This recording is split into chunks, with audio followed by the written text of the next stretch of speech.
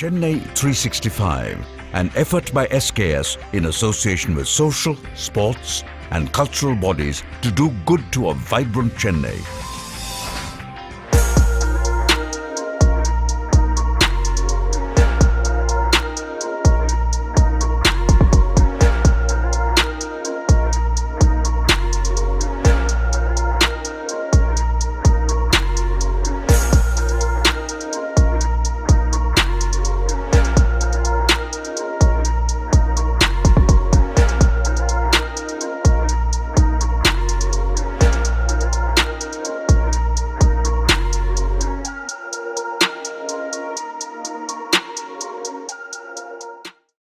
முறுக்கிய மீசையும் நிமிர்ந்த நடையும் நேர்கொண்ட பார்வையும் எளிமையான தோற்றமும் கொண்ட பாரதியின் பெருமையை பறைசாற்றும் ஸ்ரீ கிருஷ்ணா ஸ்வீட்ஸ், வானவில் பண்பாட்டு மையம் மற்றும் எத்திராஜ் மகளிர் கல்லூரியின் தமிழ்துறை இணைந்து நடத்தும் இப்பாரதி விழாவிற்கு அனைவரையும் அன்போடு வரவேற்கிறோம்.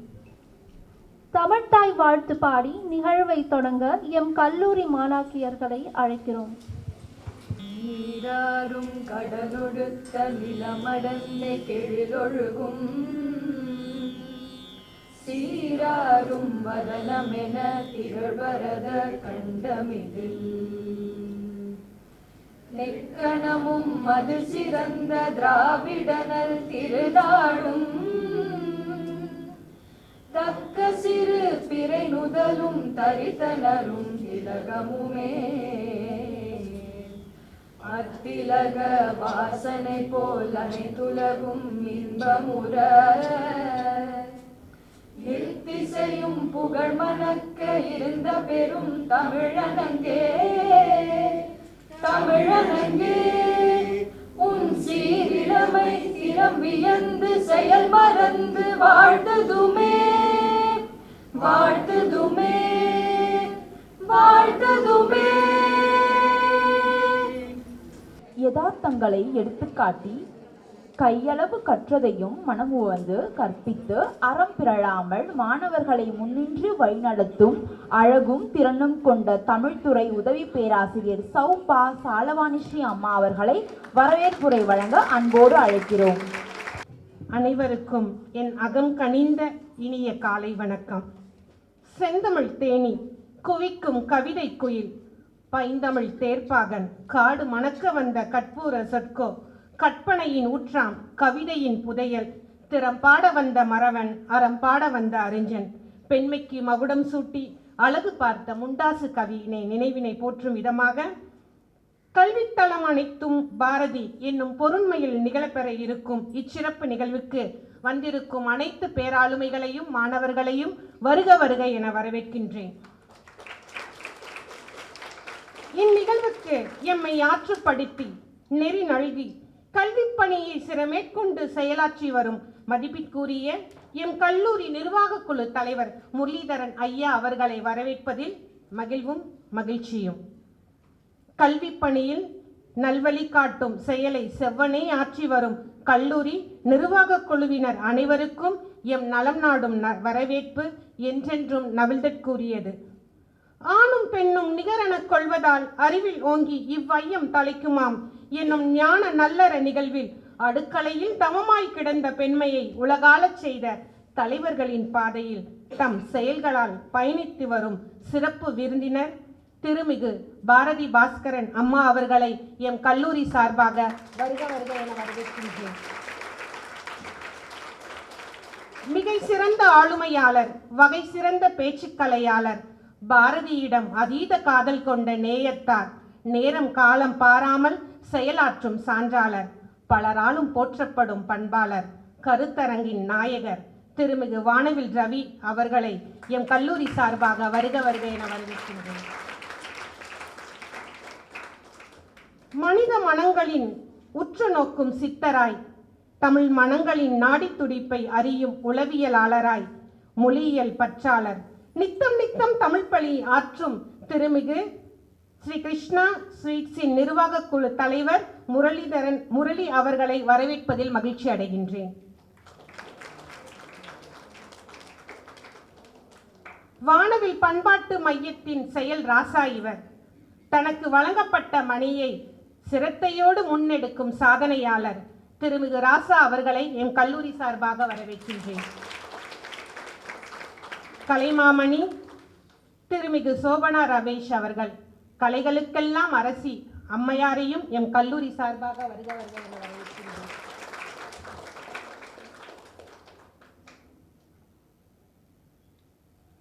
செயல் ஊக்கமும் மன மகிழ்ச்சியும் இரண்டர கலந்தவர். முதன்மையான பணியினை முத்தாய்ப்பாய் செய்து வரும் எம் கல்லூரி முதல்வர் முனைவர் உமா கௌரி அவர்களை வரவேற்பதில் அகமகிழ்கின்றேன். பெருநோக்கத்தின் திருவடிவாய், கருத்து ஆக்கத்தின் உந்துதலாய், சிறந்ததோர் வழிகாட்டியாய் திகழும் எம் கல்லூரியின் துணை முதல்வர்கள் பேராசிரியர் விஜயா அம்மா அவர்களையும் பேராசிரியர் ஜெயந்தி அம்மா அவர்களையும் வரவேற்பதில் மகிழ்கின்றேன். புலவன் மொழியாய், புதுமலை முகிலாய், நறுமுகையாய், துடியென முழங்கி மடிதனை நீக்கி இந்நிகழ்ச்சியினை வெற்றி பாதைக்கு இட்டுச் செல்லும் எங்களை நெறிப்படுத்தும் இன்முகத்துடன் வீற்றிருக்கும் எம் துறை தலைவர் பேராசிரியர் நிர்மலா அம்மா அவர்களை வரவேற்பதில் உளம் நிறைந்த நன்றி. எம் துறை செயல்பாடுகளுக்கு ஊக்கம் தந்து மகிழ்வடையும் பிற துறை தலைவர்களையும் பேராசிரியர் பெருமக்களுக்கும் பகிர்கின்றோம் மகிழ்வின் நல் வரவேற்பினை. என் கடன் பணி செய்து கிடப்பதை என்னும் முதுமொழிக்கு சான்றாய் திகழும் எம் துறை காலை மற்றும் மாலை கல்லூரி பேராசிரியர்கள் அனைவரையும் வருக வருக வரை என வரவேற்கின்றேன். செல்வம் என்பது சிந்தையின் நிறைவே. அத்தகைய நிறைவான சிந்தனையினை பெற இங்கு கூடியிருக்கும் அனைத்து மாணவ செல்வங்களையும் வருக வருக என வரவேற்கின்றேன். இத்துடன் வானவில் பண்பாட்டு மையத்தோடு எப்போதும் செயலாற்றி கொண்டிருக்கும் பெரும் ஆளுமையாளர்கள் நிறைய பேர் வந்திருக்கீங்க. அத்தனை பேருக்கும் என்னுடைய சிரம் தாழ்ந்த வரவேற்பும் நன்றியும். இறுதியாக இந்நிகழ்ச்சிக்கு அத்தனை ஒத்துழைப்பையும் தந்த அனைத்து நல்லுள்ளங்களுக்கும் எனது நன்றியும் மகிழ்ச்சியும். நன்றி, வணக்கம். சிறப்பு விருந்தினருக்கு சிறப்பு செய்ய எம் கல்லூரி முதல்வர் முனைவர் சே. உமா கௌரி அம்மா அவர்களை அன்போடு அழைக்கிறோம்.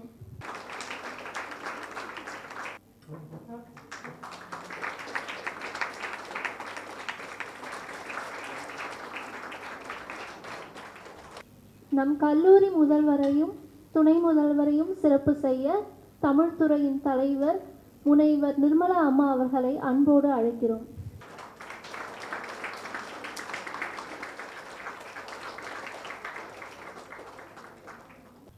மனதில் உறுதியும் வாக்கில் இனிமையும் நிமிர்ந்த நன்னடையும் நேர்கொண்ட பார்வையும் சீர்பெற்ற ஞானமும் கொண்டு மாணவர்களை கல்வி ஒளியில் வழிநடத்தும் எம் கல்லூரி முதல்வர் மற்றும் செயலர் சே. உமா கௌரி அம்மா அவர்களை அன்போடு அழைக்கிறோம். இங்கு கூடியிருக்கும் அனைவருக்கும் எனது அன்பான வணக்கங்களை தெரிவித்துக் கொண்டு எனது தலைமையுரையை தர இருக்கிறேன்.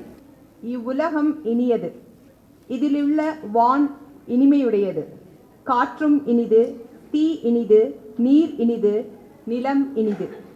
ஞாயிறு நன்று, திங்களும் நன்று, வானத்து சுடர்களெல்லாம் மிக இனியன, மழை இனிது என்று இவ்வுலகத்தை இனியவற்றின் வடிவமாக கண்டவர் மகாகவி பாரதியார். அந்த மகாகவியின் பெயரால் வானவில் பண்பாட்டு மையத்துடன் ஸ்ரீ கிருஷ்ணா ஸ்வீட்ஸ் இணைந்து எத்திராஜ் மகளிர் கல்லூரியில் கல்வித்தளம் அனைத்தும் பாரதி என்ற தலைப்பிலே இன்று அருமையானதொரு நிகழ்வை ஏற்பாடு செய்திருக்கிறார்கள். இந்த இனிய நிகழ்விற்கு வருகை தந்திருக்கும் உங்கள் அனைவரையும் வரவேற்பதில் எங்களது கல்லூரி சார்பாக மிகுந்த மகிழ்ச்சி அடைகிறேன். ஏன் பாரதி இன்றும் கொண்டாடப்படும் கவிஞனாக மகாகவியாக திகழ்கிறாள் என்றால் அவர் மொழியிலும் சிந்தனையிலும் படைப்பாற்றலிலும் கொண்டிருந்த புதுமை, மனித சமூகத்தின் மேல் அவர் கொண்டிருந்த அளவில்லாத நேசம், மனிதர்களை மட்டுமின்றி பறவைகளையும் சிறு சிறு உயிர்களையும் சமமாக கருதிய பண்பு, தேசத்தின் மீதும் மொழியின் மீதும் கொண்ட ஈடு இணையற்ற பற்று, ஆன்மீக தேடல், அந்த ஆன்மீகம் ஒட்டுமொத்த சமூகத்தையும் விடுதலை பெற செய்கின்ற ஆற்றல் கொண்டது. இந்த மாநிலம் பயனுற வாழ்வதற்கு வல்லமை தர வேண்டும் என்ற சிவசக்தியை வேண்டிய பாரதி பள்ளி தலைமை அனைத்தும் கோயில் செய்குவோம் என்றார். இங்கோ கல்வி தலைமை அனைத்தும் பாரதியை கொண்டு சேர்க்கும் முயற்சியாக பாராட்டுக்குரிய இந்த நிகழ்வு இன்று நடைபெறுகிறது. பாரதியின் ஆளுமையை பறைசாற்ற ஏற்பாடு செய்யப்பட்டிருக்கும் இந்த நிகழ்வில் சிறப்பு விருந்தினராக நம்முடைய வருகை தந்திருப்பவர் உலகறிந்த பேச்சாளர் திருமதி பாரதி பாஸ்கர் அவர்கள். தமிழ் ஒலிக்கின்ற மேடைகளில் எல்லாம் இவர் குரல் ஒலித்துக் கொண்டே இருக்கும். ஔவையாரையும் ஆண்டாளையும் கம்பனையும் பேசுகின்ற ஆற்றல் கொண்ட பாரதி பாஸ்கர் அவர்கள் நவீன இலக்கியத்தையும் பேசுவார். திரு சாலமன் பாப்பையா போன்றோரின் பட்டிமன்ற மேடைகளில் தன் அற்புதமான வாதத் திறமையால் நம்மை லயிக்கச் செய்வார். நித்தம் புதிய உயிராக்கி என்னை சந்தோஷம் கொண்டிருக்க செய்வாய் என்று பாடும் பாரதியின் வரிகளில் நித்தம் நித்தம் தன்னை புதுப்பித்துக் கொண்டிருக்கும் பெருமைமிகு பேச்சாளர் அவர். இங்கு வந்திருப்பதில் மிகவும் மகிழ்வும் பெருமையும் கொள்கிறேன். இந்நன்னாளில் இந்த நிகழ்வை நமக்கு முதலில் ஒருங்கிணைத்து கொண்டு அமைத்து கொடுத்தவர் முனைவர் பர்வீன் சுல்தானா அவர்களுக்கும் எனது நன்றிகளையும் பாராட்டுகளையும் தெரிவித்துக் கொள்கிறேன். இந்த நிகழ்விற்கு வந்திருக்கும் அனைத்து சான்றோர்களும் வேற வேற அமைப்பிலிருந்து எல்லாரும் வந்திருக்கீங்க. ஸோ ஆக்சுவலாக வந்து எனக்கு இந்த ப்ரிப்பேர்ட் ஸ்பீச் வந்து தமிழ்ங்கிறதுனால நான் வந்து அதை பார்த்து படிக்கிற மாதிரி இருந்தது. ஆனால் எப்பவுமே வந்து நம்ம மனசில் என்ன தோணுதோ அதை பேசுகிறப்ப தான் நமக்கு வந்து ஒரு சந்தோஷம் இருக்கும். ஸோ அந்த முறையில் முதல்ல வந்து அவங்க பர்வீன் சுல்தானா கேட்டப்ப எங்களுக்கு ஒரு டைட் ஷெடியூல் இருக்குது இந்த அகாடமிக் இயரில், பட் இருந்தாலும் இது ஒரு நல்ல நிகழ்வாங்கிறப்ப நம்மளால் எவ்வளோ ஹெல்ப் பண்ண முடியுங்கிறப்ப இந்த ஹால் போதும், எங்களுக்கு ஒரு 200 பேர் இருந்தால் போதுங்கிறப்ப உடனே நாங்கள் வந்து அதை ஒத்துக்கிட்டோம். ஸோ அப்போ அவங்க சொன்னது வந்து நிறையா வந்து இங்கே போட்டிகள் நடத்த போகிறதா தான் சொன்னாங்க. அதுக்கப்புறம் தான் எங்களுக்கு தெரியும் இந்த மாதிரி இது ஒரு நிகழ்வாக கொண்டு வந்து இதற்கு சிறப்பு விருந்தினர் அது அவங்கெல்லாம் வரப்போகிறாங்கன்னு எங்களுக்கு வந்து ஒரு 2 நாட்களுக்கு முன்னே தான் தெரியும். ஸோ அப்போ எனக்கு ரொம்ப சந்தோஷமாக இருந்தது. ஏன்னா நாங்கள் மட்டும் இல்லை, மாணவர்களுக்கு இந்த மாதிரி ஒரு நல்ல ஒரு சிறப்பு விருந்தினர்களையும் தமிழில் வந்து புலமை பெற்றவர்கள் அந்த ஒரு இன்ஸ்பிரேஷன் அண்ட் மோட்டிவேஷன் அதுதான் வந்து இப்போ பாடத்தை வந்து எப்படி வேணாலும் படிச்சுக்கலாம். எல்லாரும் வந்து யூடியூப்லேயே கூட நிறைய படிச்சிடுறாங்க, கையில் புக்கே கூட வச்சுக்கிறது இல்லை. ஆனால் இந்த மாதிரி நடைமுறை வாழ்க்கைக்கு தேவையான இந்த ஒரு இன்ஸ்பிரேஷன் அண்ட் மோட்டிவேஷன் நிறைய பேர் வந்து நம்ம என்னதான் ஸ்பீச் எல்லாம் வந்து யூடியூப்லலாம் கேட்டாலும் நேரடியாக வந்து நம்ம எப்பவுமே வந்து சிலரை மனசில் நினச்சா நமக்கு தோணும், அவங்க பேசுனாங்கன்னா எப்படியாவது நம்ம அதை பார்த்துடணும்னு எல்லாருமே வந்து அவங்கவுங்க தீபாவளி, சுதந்திர தினம், பொங்கல் நிகழ்ச்சிகளில் எல்லா வீட்லேயும் என்ன பண்ணுவோன்னா ஃபஸ்ட்டு சீக்கிரமாக இதுக்காகவே எந்திரிச்சு காலையில் நேரமாகவே வேலையை முடிச்சிடுறோம். ஏன்னா அப்போ தான் நம்மளால் அந்த பட்டிமன்றத்தை பார்க்க முடியும், இல்லைன்னா அந்த வேலை டைமில் ஃபுல்லாகவே நம்ம வந்து அதை மிஸ் பண்ணிடுவோம். ஸோ அந்த மாதிரி ஒரு பேச்சாளர் வந்து நம்ம கல்லூரிக்கு வரப்ப அதை வந்து நம்ம எப்போவுமே வந்து ரொம்ப பெருமையாக நினைக்கிறோம். ஸோ எங்கள் கல்லூரி சார்பாக அவங்க நிறைய முறை வந்தாலும் ஒரு முறையும் அவங்க புதுசாக வர மாதிரியே தான் எங்களுக்கு அந்த ஒரு ஃபீல் இருக்கும். ஸோ எங்கள் கல்லூரி நிர்வாக தலைவர் திரு முரளிதரன் அவர்கள் சார்பாகவும் எங்களின் சார்பாகவும் இந்த நிகழ்ச்சியை ஏற்பாடு செய்தவர்கள் அனைவரின் சார்பாகவும் அவர்களுக்கு எனது வாழ்த்துக்களையும் எனது வணக்கத்தையும் தெரிவித்துக் கொள்கிறேன். ஸோ இதோட ஒரு வானவில் அமைப்பில் அவர் திரு ரவி அவர்கள் வந்திருக்காங்க. ஸோ நிறைய அமைப்புலேருந்து நிறைய பேர் வந்திருக்காங்க. சிலரை எனக்கு தெரியும், அண்ட் சோபனா மேடம் எனக்கு தெரியும். அவங்க வந்து பாரதியார் இதில் இப்போ தான் ஒரு 2 வீக்ஸ் முன்னாடி ஒரு ப்ரோக்ராமில் அவங்கள மீட் பண்ணேன். அவர்களையும் எங்களோட கல்லூரி சார்பாக அனைவரையும் வருக என்று வரவேற்கிறேன். இங்கே கூடியிருக்கிற மாணவிகளுக்கு என்ன சொல்ல விரும்புகிறேன்னா, எப்பவுமே வந்து ஒரு நிகழ்வாக பார்க்கக்கூடாது. ஒரு நிகழ்வில் இருந்தும் நம்ம ஏதாவது தெரிந்து கொள்ளணும். அதை வந்து நம்ம ஒரு படிப்பினையாக வச்சுக்கணும். தட்ஸ் கால் இங்கிலீஷில் லேர்னிங் எக்ஸ்பீரியன்ஸ்னு சொல்லுவோம். ஸோ இப்போ பார்த்தீங்கன்னா லேர்னிங் எக்ஸ்பீரியன்ஸ் வந்து எக்ஸ்பீரியன்ஷியல் லேர்னிங்னு மாறிடுச்சு. அதாவது எக்ஸ்பீரியன்ஷியல் லேர்னிங்னா நடைமுறையில் என்ன இருக்கோ அதை வச்சு நம்ம வந்து ஏதாவது தெரிஞ்சுக்கிறது. ஸோ அந்த மாதிரி ஒரு நிகழ்வுலையும் ஒரு நல்ல ஏதாவது ஒரு கருத்தை நான் வந்து நீங்கள் எடுத்துகிட்டு போயிட்டு அதை வந்து வெறும் ஒரு மெமரியாக வச்சுக்க கூடாது. உங்கள் வாழ்க்கையில் வந்து அது எந்த விதத்தில் யூஸ் ஆகும்னு பார்த்து அதை உங்களோட நடைமுறை வாழ்க்கைக்கு பயனுள்ளதாக செஞ்சுக்கணுங்கிறதுனால தான் உங்களுடைய படிப்பு நேரத்துலையும் இந்த மாதிரி ஒரு நிகழ்ச்சிகளுக்கு நாங்கள் வந்து உங்களுக்கு வாய்ப்பளிக்கிறதுக்கு காரணமே அதுதான். கண்டிப்பாக வந்து எல்லாரும் அதை வந்து நல்ல முறையில் பயனடைய செய்ய வச்சுக்கணும். ஸோ இந்த வாய்ப்பை கொடுத்த அனைவருக்கும் எங்களது கல்லூரி சார்பாக நன்றியினை தெரிவித்துக் கொண்டு எனது உரையினை முடிக்கிறேன். நன்றி, வணக்கம். நன்றி அம்மா. கற்பித்தலில் தெளிவும், கண்டிப்பில் அன்பும், வார்த்தையில் ஊக்கமும், வழிகாட்டுதலில் முன்னோடியுமாய் ஒளிச்சுடராய் திகழும் தமிழ்துறை தலைவர் முனைவர் பே. நிர்மலா அம்மா அவர்களை வாழ்த்துரை வழங்க அன்போடு அழைக்கிறோம். அனைவருக்கும் வணக்கம். கல்வி தளவனைத்தும் பாரதி என்ற நிகழ்வின் வழி வானவில் பண்பாட்டு மையமும் ஸ்ரீ கிருஷ்ணா இனிப்பகமும் இணைந்து சீரிய முறையில் செயல்பட்டு வருவது தமிழுக்கும் பாரதிக்கும் செய்யும் பெரும் தொண்டு. இன்று எத்திராஜ் மகளிர் கல்லூரியோடு இணைந்து இந்நிகழ்வை முன்னெடுத்தமை பெரும் மகிழ்ச்சிக்குரியது. நிகழ்வின் ஒருங்கிணைப்பாளர் பேராசிரியர் பர்வீன் சுல்தானா செம்மையான முன்னெடுப்போடு இயங்கி வருகிறார்.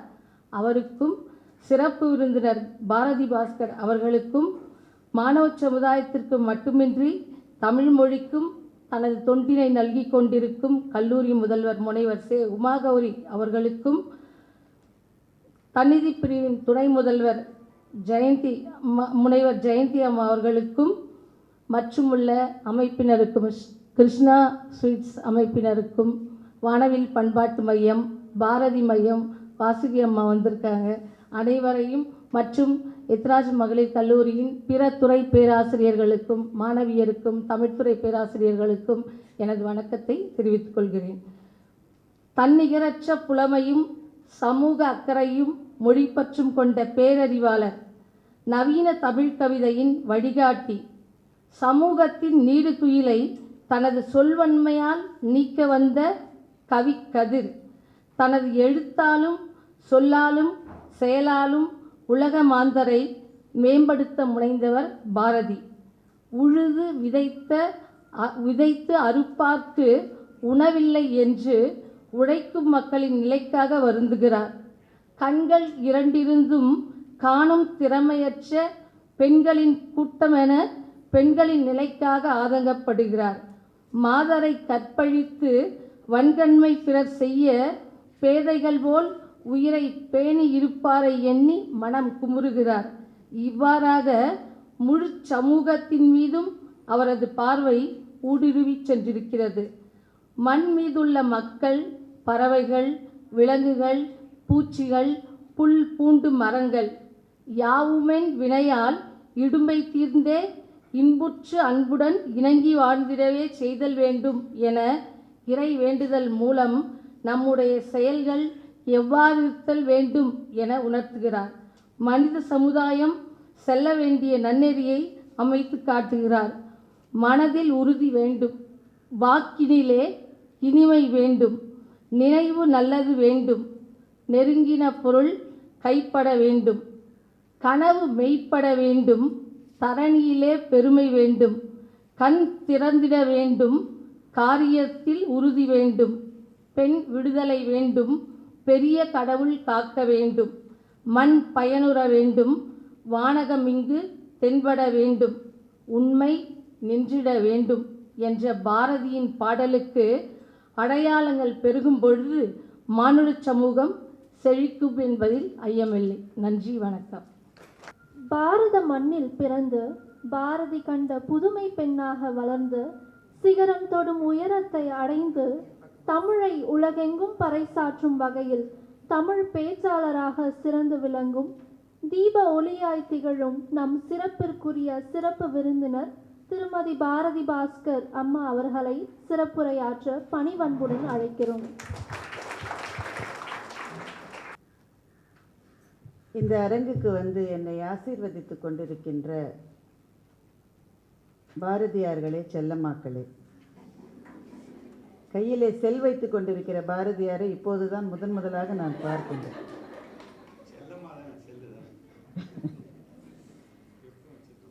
மேடையிலே இருக்கின்ற கல்லூரியினுடைய முதல்வர் அவர்களே, துணை முதல்வர்களே, தமிழ்துறை தலைவர் அவர்களே, வரவேற்புரை நல்கிய தமிழ்துறையை சார்ந்த அன்பு சகோதரி அவர்களே, பள்ளித்தலம் கல்வித்தலம் அனைத்திலும் பாரதி என்கின்ற முயற்சியை முன்னெடுத்திருக்கின்ற வானவில் பண்பாட்டு மையத்தினுடைய தலைவர் அன்பு சகோதரர் திரு ரவி அவர்களே, அந்த அமைப்பை சார்ந்த அன்பு சகோதரி சோபனா அவர்களே, நிகழ்வுக்கு வருகை தந்து என்னை சிறப்பித்திருக்கிற வாசுகி கண்ணப்பன் அவர்களே, வானவில் பண்பாட்டு மையத்தை சார்ந்த ஏனைய பெரியவர்களே, கிருஷ்ணா ஸ்வீட்ஸ் அமைப்பை சார்ந்த அன்பு சகோதரர்களே, நிகழ்ச்சிக்கு வந்திருக்கின்ற ஆசிரியர் பெருமக்களே, ஆசிரியர் அல்லாத ஏனைய பணியாளர்களே, இங்கே கூடியிருக்கின்ற அன்பு குழந்தைகளே, உங்கள் அத்தனை பேருக்கும் என்னுடைய பணிவன்பு கலந்த வணக்கங்கள்.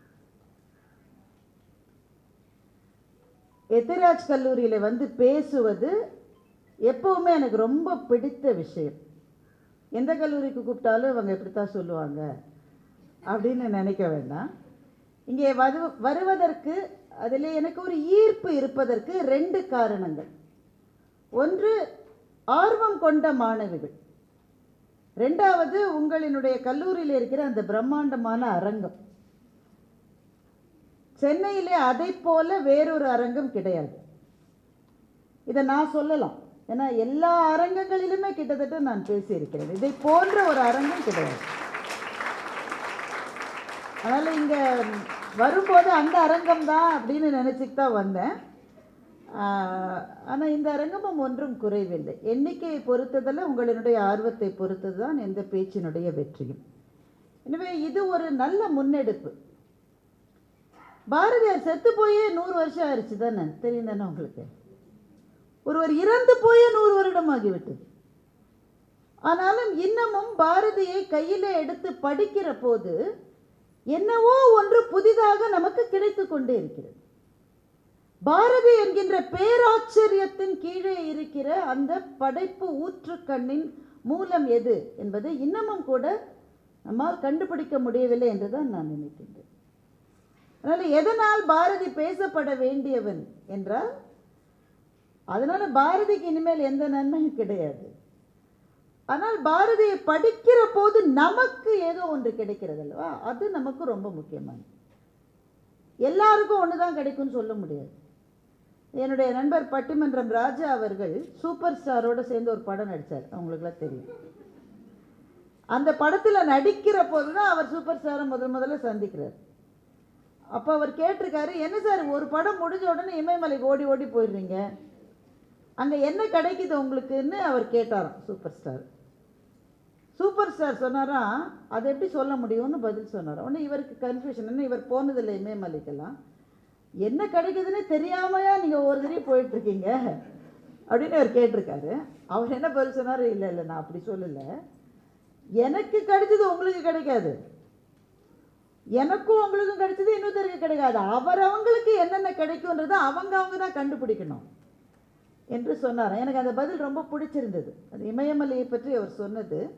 ஆனால் அந்த இமயமலையை விட கூட பிரம்மாண்டமான ஒரு கவி ஆளுமை நம்முடைய தமிழ் நிலத்திலே இருந்திருக்கிறது என்றால் என் மனதை பொறுத்த அளவில் அது பாரதியார் தான். ஏனென்றால் ஒவ்வொரு முறையும் ஏதேதோ கிடைக்கிறது. பாரதியை பற்றி என்னுடைய முதல் அறிமுகம், நான் பள்ளியிலே இங்கே கடற்கரைக்கு பக்கத்திலே இருக்கிற லேடி வில்லிங்டன் என்ற ஒரு அரசு பெண்கள் பள்ளியில் தான் நான் படித்தேன்.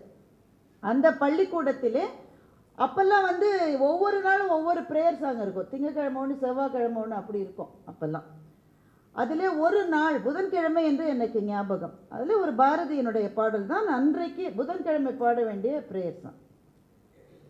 கணபதி ராயன் அவனிரு காலை பிடித்திடுவோம், குணமுயர்ந்திடவே விடுதலை கூடி மகிழ்ந்திடவே, சொல்லுக்கடங்காவே பராசக்தி சூரத்தனங்கள் எல்லாம் வல்லமை தந்திடுவாள் பராசக்தி வாழி என்றே துதிப்போம், வெற்றி வடிவேலன் அவனது வீரத்தை புகழ்ந்திருப்போம், சுற்றி நில்லாதே போ பகையே துள்ளி வருகுதுவே, ஓம் சக்தி ஓம் சக்தி ஓம் பராசக்தி ஓம் சக்தி ஓம் சக்தி ஓம். இது வந்து பிரேயர் சாங் எங்களுக்கு. இதுதான் பாரதியை பற்றி எனக்கு கிடைத்த முதல் அறிமுகம். அந்த புதன்கிழமை பாடல் பாடுகிற ஒரு குழு இருக்கும். அந்த குழுவில் வந்து என்னை நான் 3ஆம் வகுப்பு 4ஆம் வகுப்பு படிக்கிற போது என்னை சேர்த்துட்டாங்க. அந்த புதன்கிழமை பாடல் என்பதை பாடுகிற போது அந்த நாள் முழுக்கவே உற்சாகமாக இருப்பது போல நான் உணர்ந்திருக்கிறேன். அதுதான் முதல் அறிமுகம். அப்போது நான் படித்த பாரதியை இப்போது என்னுடைய மகள் கல்லூரி படிப்பை முடித்திருக்கிற பருவத்திலே இருக்கிற, எல்லாவற்றையும் படித்து விட்டேன் என்றோ எல்லாம் தெரிந்து கொண்டேன் என்றோ இன்னமும் கூட சொல்ல முடியாத ஒரு இடத்தில்தான் மகாகவி பாரதி என்னை நிறுத்தி வைத்திருக்கிறார். ஒவ்வொரு முறையும் படிக்கிற போதும் மனத்துக்குள்ளிருந்து ஏதோ பொங்கி ததும்பி எழுந்து பூரணமாக்கி என்னை நிறைத்து இந்த மண்ணில் வாழ்கின்ற நம்முடைய வாழ்க்கையை இன்னமும் பூரணத்துவத்துடன் மிளிரச் செய்கின்ற ஒரு வெற்றியை பாரதியினுடைய படைப்புகள் நமக்கு கொடுத்து கொண்டே இருக்கின்றன. அதுதான் அவன் ஒரு பேராச்சரியம் என்று நான் சொன்னேன்.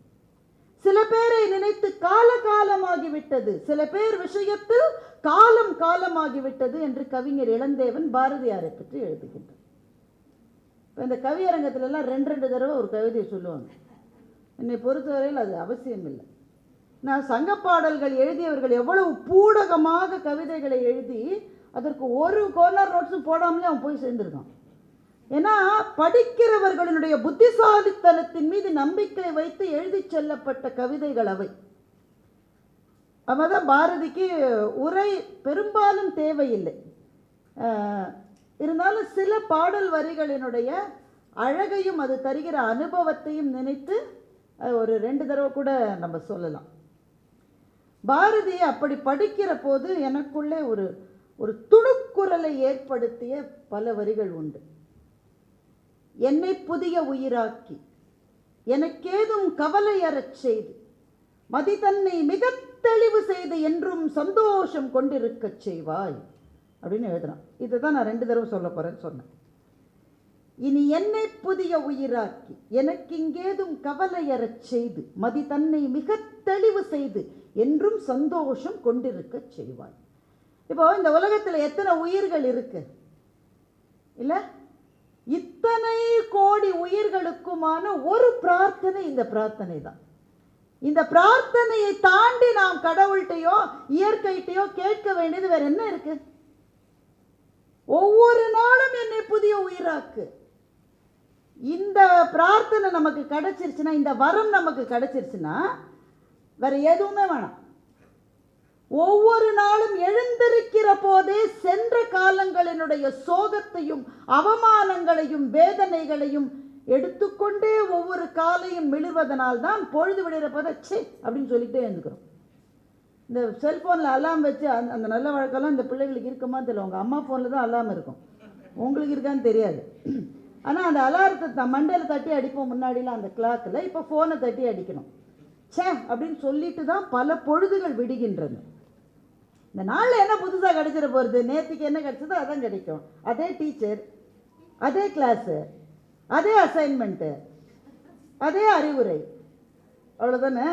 இதை தாண்டி வாழ்க்கையில் எதுவுமே இல்லை என்பது குழந்தைகளாக இருக்கிற உங்களுக்கு. எங்கள் வயசில் அதே மாதிரி அவங்க டீச்சர்ஸ்க்கும் அப்படி தான். அதே முகத்தை பார்த்து அதே கிளாஸுக்கு போய் அதே பிள்ளைக்கு பாடம் சொல்லி கொடுத்து, இது எந்த தளத்திலும் இந்த சலிப்புகள் இருக்கிறது. இந்த சலிப்பு இல்லாத ஒரு நாளை கற்பனை செய்து கொள்ளும். சலிப்பே கிடையாது. அன்னைக்கு எழுந்திருக்கிற போதே உற்சாகமா இருக்கு. ஒவ்வொன்றும் புதிதாக இருக்கிறது. அதே பழைய வீடு தான். ஆனா அன்றைக்கு தெரிகிற வானம் புத்தம் புதிதாக இருக்கிறது. அன்றைக்கு வீசுகிற சூரியனுடைய கதிர் புத்தம் புதிதாக இருக்கிறது. எனக்கு மாத்திரமான சூரியன், எனக்கு மாத்திரமான வானம், எனக்கு மாத்திரமான நாள் அப்படின்னு ஒவ்வொரு நாளையும் நினைக்க முடிந்தால் நாம் வாழ்கிற காலம் எவ்வளவு பயனுள்ளதா இருக்கும்ல. இனி என்னை புதிய உயிராக்கி எனக்கு இங்கேதும் கவலையறச் செய்து மதி தன்னை மிக தெளிவு செய்து. மதியில தேவை தெளிவு, மதியில தேவை கூர்மைன்னு சொல்லல. புத்தி கூர்மையா இருக்கணும் தான் நம்ம வீட்டுல எல்லாம் சொல்லுவாங்க. நாம அப்படிதான் நினைப்போம்.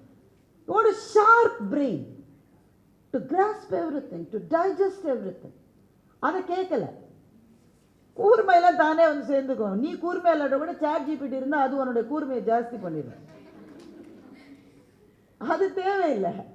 மதிக்கு என்ன தேவை? தெளிவு. ஏனென்றால் பல கருத்துக்கள், பல சிந்தனைகள், பல சித்தாந்தங்கள், பல கவலைகள் வந்து வந்து வந்து அந்த மதியை கலக்கி இருக்கிறது. உங்கள் வீட்டுக்கு பக்கத்தில் தேங்கி இருக்கிற தண்ணி மதி வச்சுக்கோங்க உங்கள் மூளையை. அதில் என்னெல்லாம் வந்து கலக்குது இல்லை? உடனே கொசு ஒரு முட்டையை போட்டு ரொயின்னு சுற்றிக்கிட்டே இருக்கு. அதில் புதுப்புறல் பாய்கிற போது இருக்கிற தெளிவு மதியில இருந்தால் எவ்வளவு நல்லா இருக்கும். அப்போ எந்த கருத்துக்களாலும் நான் சிறைப்படாமல் என் மீது திணிக்கப்படுகிற எந்த கருத்தையும் ப்ராசஸ் பண்ற அளவு என்னுடைய மூளை தெளிவோடு இருந்தால் அதை விட பெரிய வரம் என்ன இருக்க முடியும்? அதைத்தான் கேட்கிறார். ஒருத்தர் இப்படிப்பட்ட ஒரு வரத்தை கேட்டிருந்தார் என்றால் அவர் எப்படிப்பட்ட ஆளுமை. இப்போ பாரதியை பற்றி உங்களுக்கு இருக்கிற எல்லாத்தையும் விட்டுருங்க. இந்த ஒரு 45-50 நிமிஷத்துக்கு விட்டுருங்க.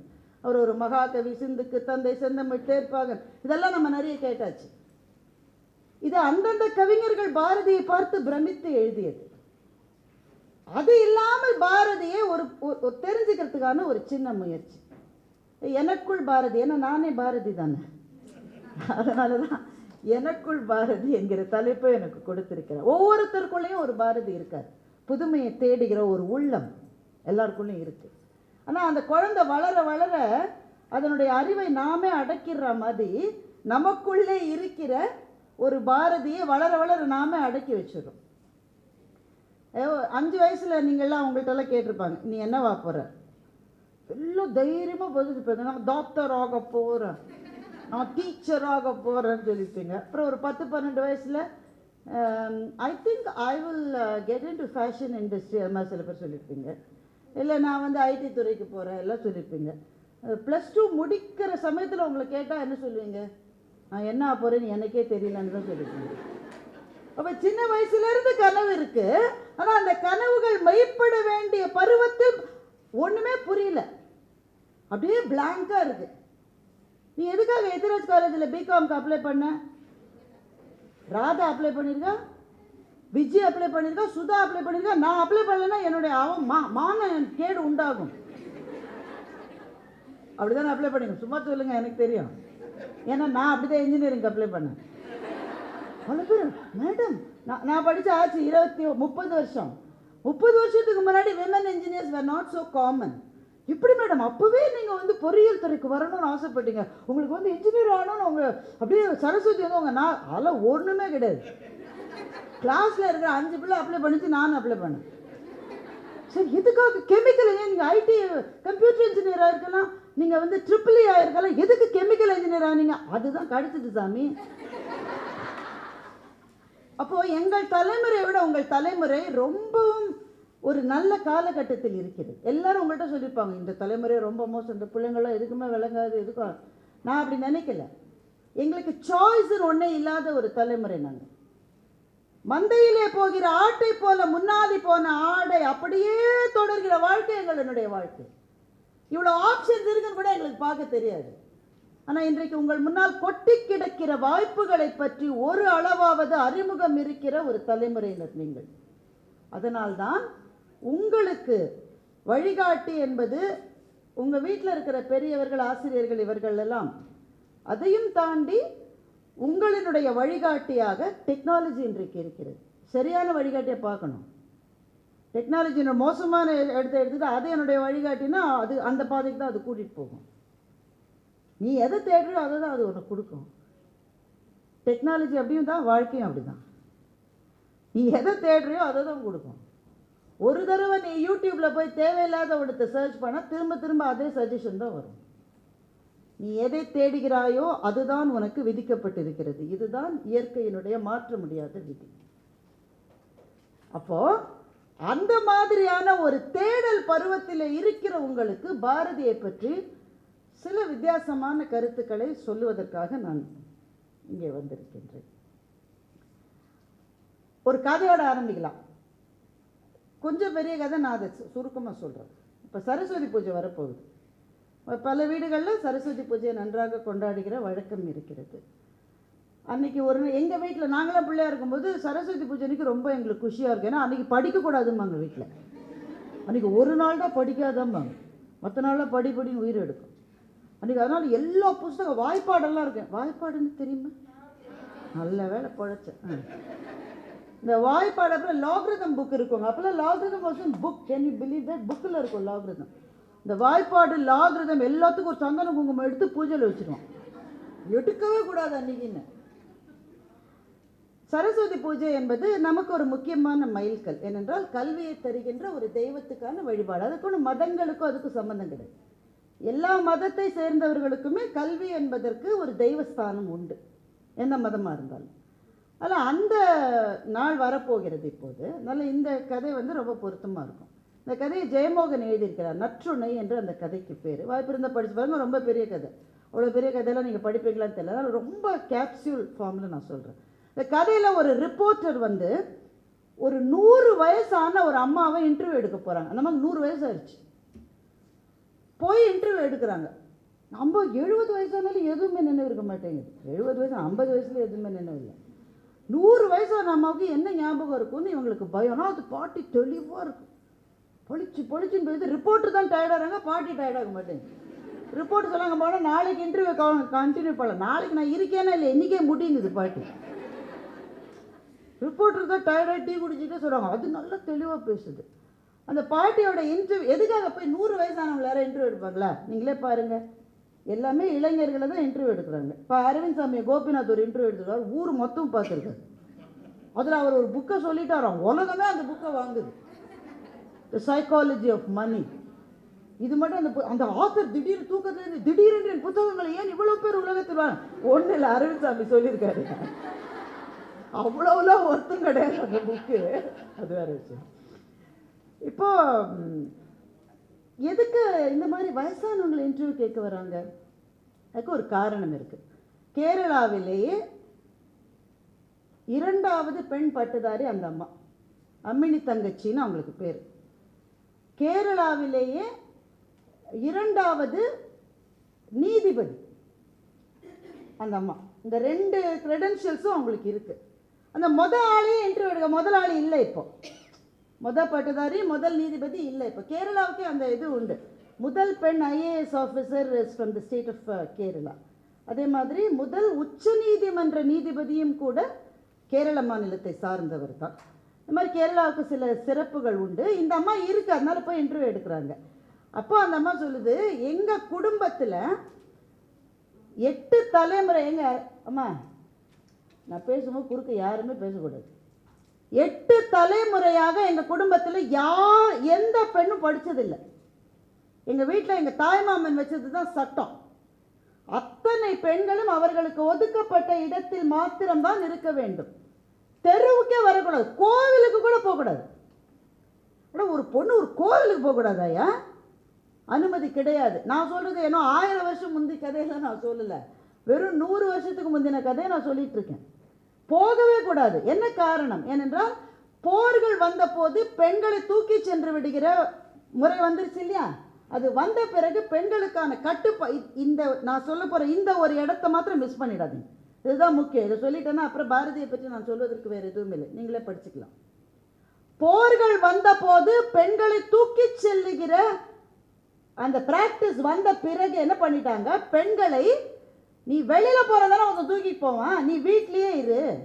அப்போ நான் எப்படி படிக்கிறது? நீ படிக்க வேணாம், நீ படிச்சு செய்ய போகிற, நீ வீட்டில் இரு, பத்திரமா இரு, ஜாகிரதையா இரு, நான் கண்ணு மாதிரி ஒன்று பார்த்துக்கிறேன், உனக்கு என்ன வேணாலும் நான் கொண்டு வந்து கொடுக்குறேன், நீ வீட்டிலே இரு. இப்படித்தான் ஆரம்பித்தது. 8 தலைமுறையாக அந்த குடும்பத்தில் ஒரு பெண் கூட படிக்கலை. இந்த பொண்ணு, இந்த அம்மினி தங்கச்சிக்கு 5 வயசு 6 வயசு, சரஸ்வதி பூஜை வருது. கேரளாவில் அன்னைக்கு வீட்டில் இருக்கிற ஆண் குழந்தைகளுக்கு படிப்பு சொல்லி கொடுப்பதற்கு ஒரு ஆசிரியர் வருவார். முதல்ல ஆன்ற எழுத்தை எழுத வைப்பாங்க. மலையாளம், தமிழ், சமஸ்கிருதம் 3துலேயும் எழுத வைக்கிறாங்க முதல் எழுத்தை. இந்த பொண்ணு பார்த்துட்டு இருக்கல, அதுக்கு திடீர்னு மனசுக்குள்ள ஒரு பரவசம். அதுக்கு இருந்த கட்டுப்பாடெல்லாம் மீறி அங்கே போய் ஆசிரியரே எனக்கும் சொல்லி கொடுங்கன்னு கேட்டுருச்சு. அந்த தாய்மாமன் அந்த குழந்தைய அடித்து பெண்டு நிமித்திட்டார். ஆட்டி ஆட்டி அடின்னு அவர் அடிக்கிறதுக்குன்னே ஒரு சின்ன சவுக்கு வச்சிருக்காரு. சவுக்கால் அடிக்கிறார் அந்த குழந்தைய. எப்படி கேட்டு நீ படிக்கலாம்னு சொல்லிட்டு. இந்த வீட்டில் அதிகாரத்தில் இருக்கிற ஆண்கள் மேற்கொள்ளுகிற மிக முக்கியமான ஒரு உத்தி என்னன்னா, எதிர்ப்பு குரல் சின்னதாக வர்ற போது அடித்து அந்த தரையில் உட்காத்தி வச்சுருவாங்க. ஏன்னா கொஞ்சம் விட்டால் ரொம்ப ஆயிரும். அது சின்ன குரல் கூட வர விட மாட்டாங்க. அதனால் அந்த பாப்பாவை அடி அடின்னு அடித்து, அந்த குடும்பத்தில் பெண்கள் தப்பு செஞ்சால் பக்கத்தில் இருக்கிற குளத்தில் அடுத்த நாள் மிதப்பாங்க. புரியுதா புரியலையா? குளத்தில் மிதக்கணுமா? மலையாளத்தில் கேட்குறாரு, குளத்தில் மிதக்கணுமா? அடி பின்னிடும் போ என்று சொல்லி அந்த பாப்பாவை இது பண்ணுறது. அந்த பாப்பா என்ன செய்யுது, அந்த குடும்பத்தினுடைய குலதெய்வம் யக்ஷி இருக்கா. யக்ஷின்னா தெரியுமா? யக்ஷின்றது ஒரு ஒரு ஒரு பேயின்னு வச்சுக்கலாம், ஒரு தேவதைன்னு வச்சுக்கலாம், ரெண்டும் கலந்த கலவைன்னு வச்சுக்கலாம். அந்த குடும்பத்தினுடைய வழிபாட்டு தேவதை ஒரு யக்ஷி. அந்த யக்ஷிட்ட போய் இந்த பாப்பா கேட்குது, நான் வேறு எதுவுமே கேட்கல, படிக்கணும் தானே கேட்குறேன், எனக்கு நீ உதவி செய்ய மாட்டியா அப்படின்னு யக்ஷிட்ட போய் அந்த பாப்பா கேட்குது. அப்போ யக்ஷி தான் வந்தாளா, பாப்பாக்குள்ளே யக்ஷி போனாளா, பாப்பா தன்னை யக்ஷியாக நினச்சிக்கிட்டுதா, இதெல்லாத்தையும் எழுத்தாளர் சொல்ல மாட்டார்.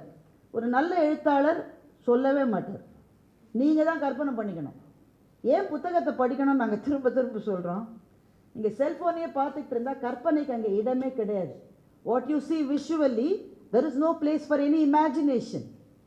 But when you read, அதில் நிறைய கேப்ஸ் இருக்குது. அதில் உங்களினுடைய கற்பனையால் நீங்கள் நிரப்பிக் கொள்ளலாம். அதனால்தான் செல்ஃபோனையே ஒரு நாளைக்கு 5 மணி நேரம் பார்த்து இவ பெரிய அறிவாளி ஆயிட்டான்னு ஒருத்தர் கூட சொல்ல மாட்டாங்க. ஆனால் ஒரு நாளைக்கு 5 மணி நேரம் படிக்கிறா இவ பெரிய அறிவாளி என்று தான் சொல்லுவார்கள். அதுவும் 5 மணி நேரம் தான், இதுவும் 5 மணி நேரம் தான். எது அறிவை தரும் என்றால் புத்தக வாசிப்பு தான் தரும். ஏன்? அங்கே இருக்கிற இடைவெளிகளை உங்கள் கற்பனையால் நீங்கள் நிரப்பிக்கொள்ள முடியும். இப்போ இந்த இடத்துல கற்பனையால் நீங்கள் நிரப்பிக்கணும். யக்ஷியா வந்துச்சுன்னு வச்சுக்கலாம், அதுவும் அமானுஷ்யமாக நடக்கும். இல்லை இந்த பாப்பா தன்னை யக்ஷியா எப்படி வேணால் நினச்சிக்கலாம். அவன் நேர போனால் அந்த தாய்மாமனை இக்னோர் பண்ணிவிட்டு அந்த ஆசிரியர்கிட்ட போய் உட்காந்து சொல்கிறேன், எனக்கு பாட சொல்லி கொடு.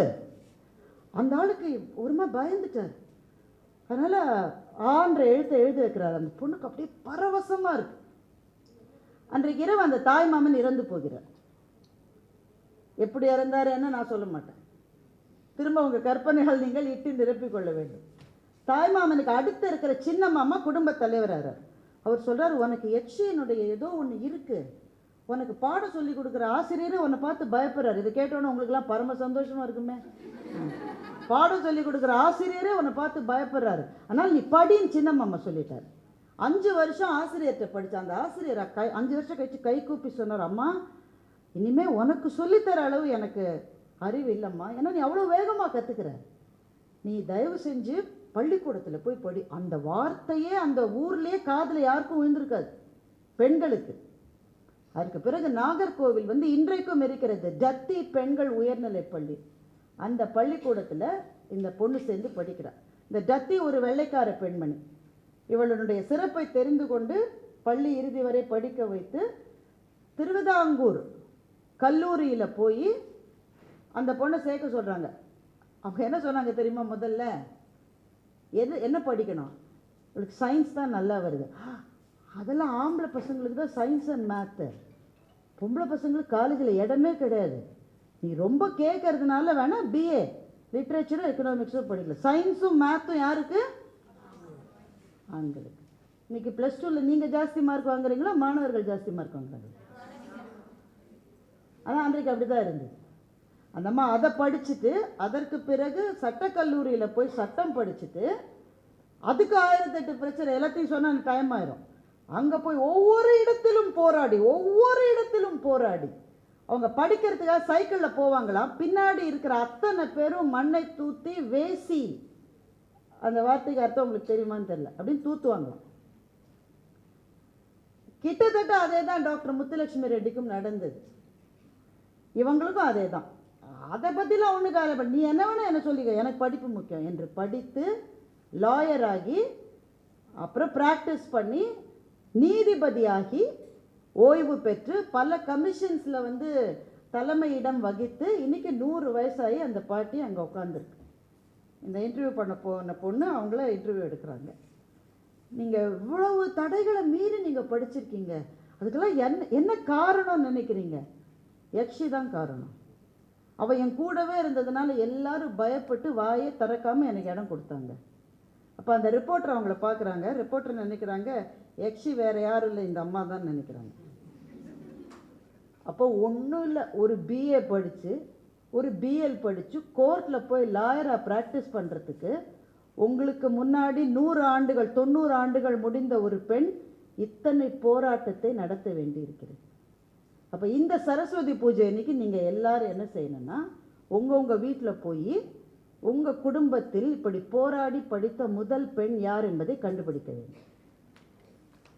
யாராவது ஒருத்தர் இருப்பாங்கல்ல, ஒரு பாட்டி, ஒரு அம்மா, ஒரு அத்தை, ஒரு அப்பத்தா, யாராவது இருப்பாள்ல. அவள் தானே சண்டை போட்டு போய் அவள் படித்த அப்புறமா பின்னாடி இருந்த ஒரு பெண்ணை கூட யாரும் தடை செஞ்சுருக்க மாட்டாங்க. முதல் பயணிக்கு தான் பிரச்சனை. முதல் பயணியுடைய காலில் தான் கல்லும் முள்ளும் குத்தும், ரத்தம் கொட்டும். அப்படி உங்கள் குடும்பத்தில் யாரோ ஒருத்தர் இருந்திருக்கா? அந்த குடும்பத்தில் உங்கள் குடும்பத்தில் தமிழ் குடும்பங்களிலே முதல் எடுத்து வைத்த பெண்ணுக்கு அந்த துணிச்சலை கொடுத்த தமிழ்நாட்டின் முதல் ஆள் பாரதியார் தான். மாட்டை அடித்து வசக்கி தொழுவினில் மாட்டும் வழக்கத்தை கொண்டு வந்தே அதை வீட்டினில் எம்மிடம் காட்டவிட்டார், அதை வெட்டி விட்டோம் என்று கும்மியடி. நல்ல வேலை கொண்டு நாயை விற்பார், அந்த நாயிடம் யோசனை கேட்பதுண்டோ? கொல்ல துணிவின்றி நம்மையும் அந்நிலை கூட்டி விட்டார், பழி கூட்டி விட்டார். பட்டங்கள் ஆள்வதும் சட்டங்கள் செய்வதும் பாரினில் பெண்கள் நடத்த வந்தோம், எட்டும் அறிவினில் ஆணுக்கிங்கே பெண் இழப்பில்லை கான் என்று கும்மியடி. இந்த பாடலை பாரதி எழுதி 100 வருடங்களுக்கு மேலே ஆகிறது. உண்மையிலேயே தமிழ்நாட்டில் பெண்கள் எடுத்து வைத்த முதல் அடிக்கான கற்பனையும் சிந்தனை திட்டமும் ஒரு பெரும் ஆவலும் இருந்த முதல் சில மனிதர்களில் பாரதி தலைமை இடத்தை வகிக்கிறார். அதனால்தான் உங்களுக்கு பாரதி மிக முக்கியமானது. நமக்கு இதெல்லாம் வருமா, நாம் போய் இதெல்லாம் செய்ய முடியுமா என்று நீங்கள் நினைக்கிற ஒவ்வொரு நாளும் அந்த மனிதனை நினைத்து பாருங்கள். அவனை சுற்றி பிடிப்பே இல்லை, ஆனாலும் கற்பனை என்கின்ற வெளியிலே நீந்தி நீந்தி உங்களுக்காகவும் எனக்காகவும் கனவு கண்ட ஒரு மாபெரும் சிந்தனை சிற்பி இந்த மண்ணில் பாரதி. அதனால்தான் அவர் முக்கியமானவர். வேகமாக சில விஷயங்கள் சரி, இதெல்லாம் எல்லாம் முடிஞ்சிருச்சுங்க. இதெல்லாம் 100 வருஷம் முன்னாடி நடந்ததெல்லாம் சொல்லி நாங்கள் நாளைக்கு டெஸ்ட்டுக்கு கவலைப்பட்டுருக்கோம். பாரதியார் விழா நடத்தினா நாளைக்கு டெஸ்ட்டை போஸ்ட்போன் பண்ணுவாங்களா அப்படின்றீங்களா? ஏன் இது முக்கியம்னாக்க எனக்கு பயமாக இருக்குது. அந்த 100 வருஷம் முன்னாடி இருந்தது திரும்ப வந்துருமோன்னு எனக்கு பயமாக இருக்குது. நான் அதனால தான் இங்கே வந்து பேச ஒத்துக்கிட்டுருக்கேன். கல்கத்தாவிலே ஒரு பயிற்சி டாக்டருக்கு நடந்த அந்த சம்பவம் படிக்கிறீங்களா? நியூஸ் பேப்பர் படிக்கிறீங்களா? இல்லை கோட் படம் வேட்டையன் ட்ரெய்லர் மாத்திரம் பார்த்துட்டு சும்மா இருக்கீங்களா?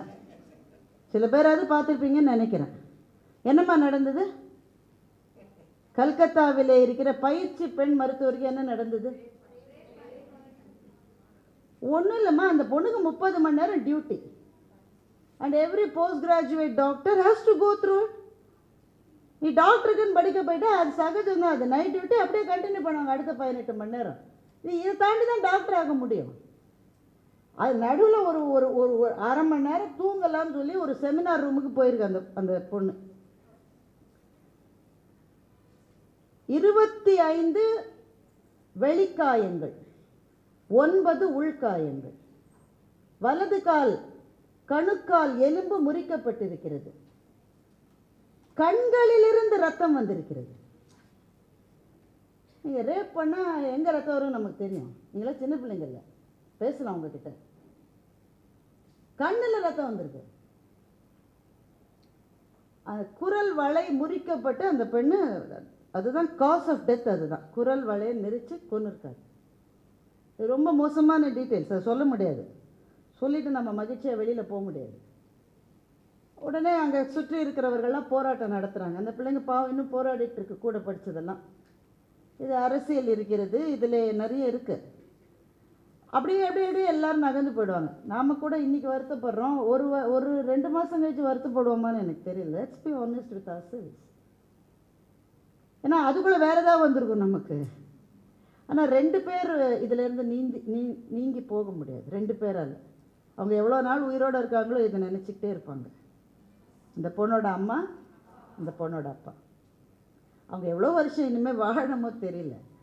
எஞ்சி இருக்கிற வாழ்க்கை அவர்களுக்கு வாழ்க்கை இல்லை, அது தண்டனை. இன்னும் 40 வருஷம் இருப்பாங்க, 50 வருஷம் 60 வருஷம் இருக்காங்கன்னா ஒவ்வொரு நாளும் தண்டனை. அந்த பொண்ணோட ஒரு வெள்ளை கோட்டு வீட்டில் எங்கேயாவது மாட்டிருக்கும்ல, மாட்டி வச்சுருக்கோம்ல. அந்த பொண்ணு ஹாஸ்பிட்டல் போகும்போது ஒரு கோட் போட்டுட்டு போயிருக்கோம், இன்னொன்று மாட்டி வச்சுட்டு போயிருக்கோம். அந்த கோட்டு காற்றுல லேசாக அசைஞ்சா கூட அந்த அம்மாவுக்கு எப்படி இருக்கும்? அந்த பொண்ணோட படிக்கிற கிளாஸ்மேட்டுக்கு எப்போது கல்யாணம் ஆகும்ல, அந்த கல்யாணம் ஆச்சுன்னு கேள்விப்பட்ட அன்றைக்கி அவங்க அப்பாவுக்கும் அம்மாவுக்கும் மனசு எப்படி இருக்கும்? இவன் இருந்திருந்தா இவளுக்கு கூட நம்ம பண்ணியிருக்கலாம்ல. இப்படி சொல்லிக்கிட்டே இன்னும் 60 வருஷம் வாழ்வாங்க. இந்த 60 வருஷத்தில் என்றைக்கு குற்றவாளிகள் கண்டுபிடிக்கப்பட்டு தண்டனை கொடுப்பார்கள்னு எனக்கு தெரியல. எனக்கு நீதியின் மீது நம்பிக்கை இருக்கிறது, அது ஒரு நாள் நடக்கும். ஆனால் எனக்கு அது கவலை இல்லை. இந்த மாதிரி நடக்கிற விஷயங்களை பற்றி பேச நான் இங்கே வரவில்லை.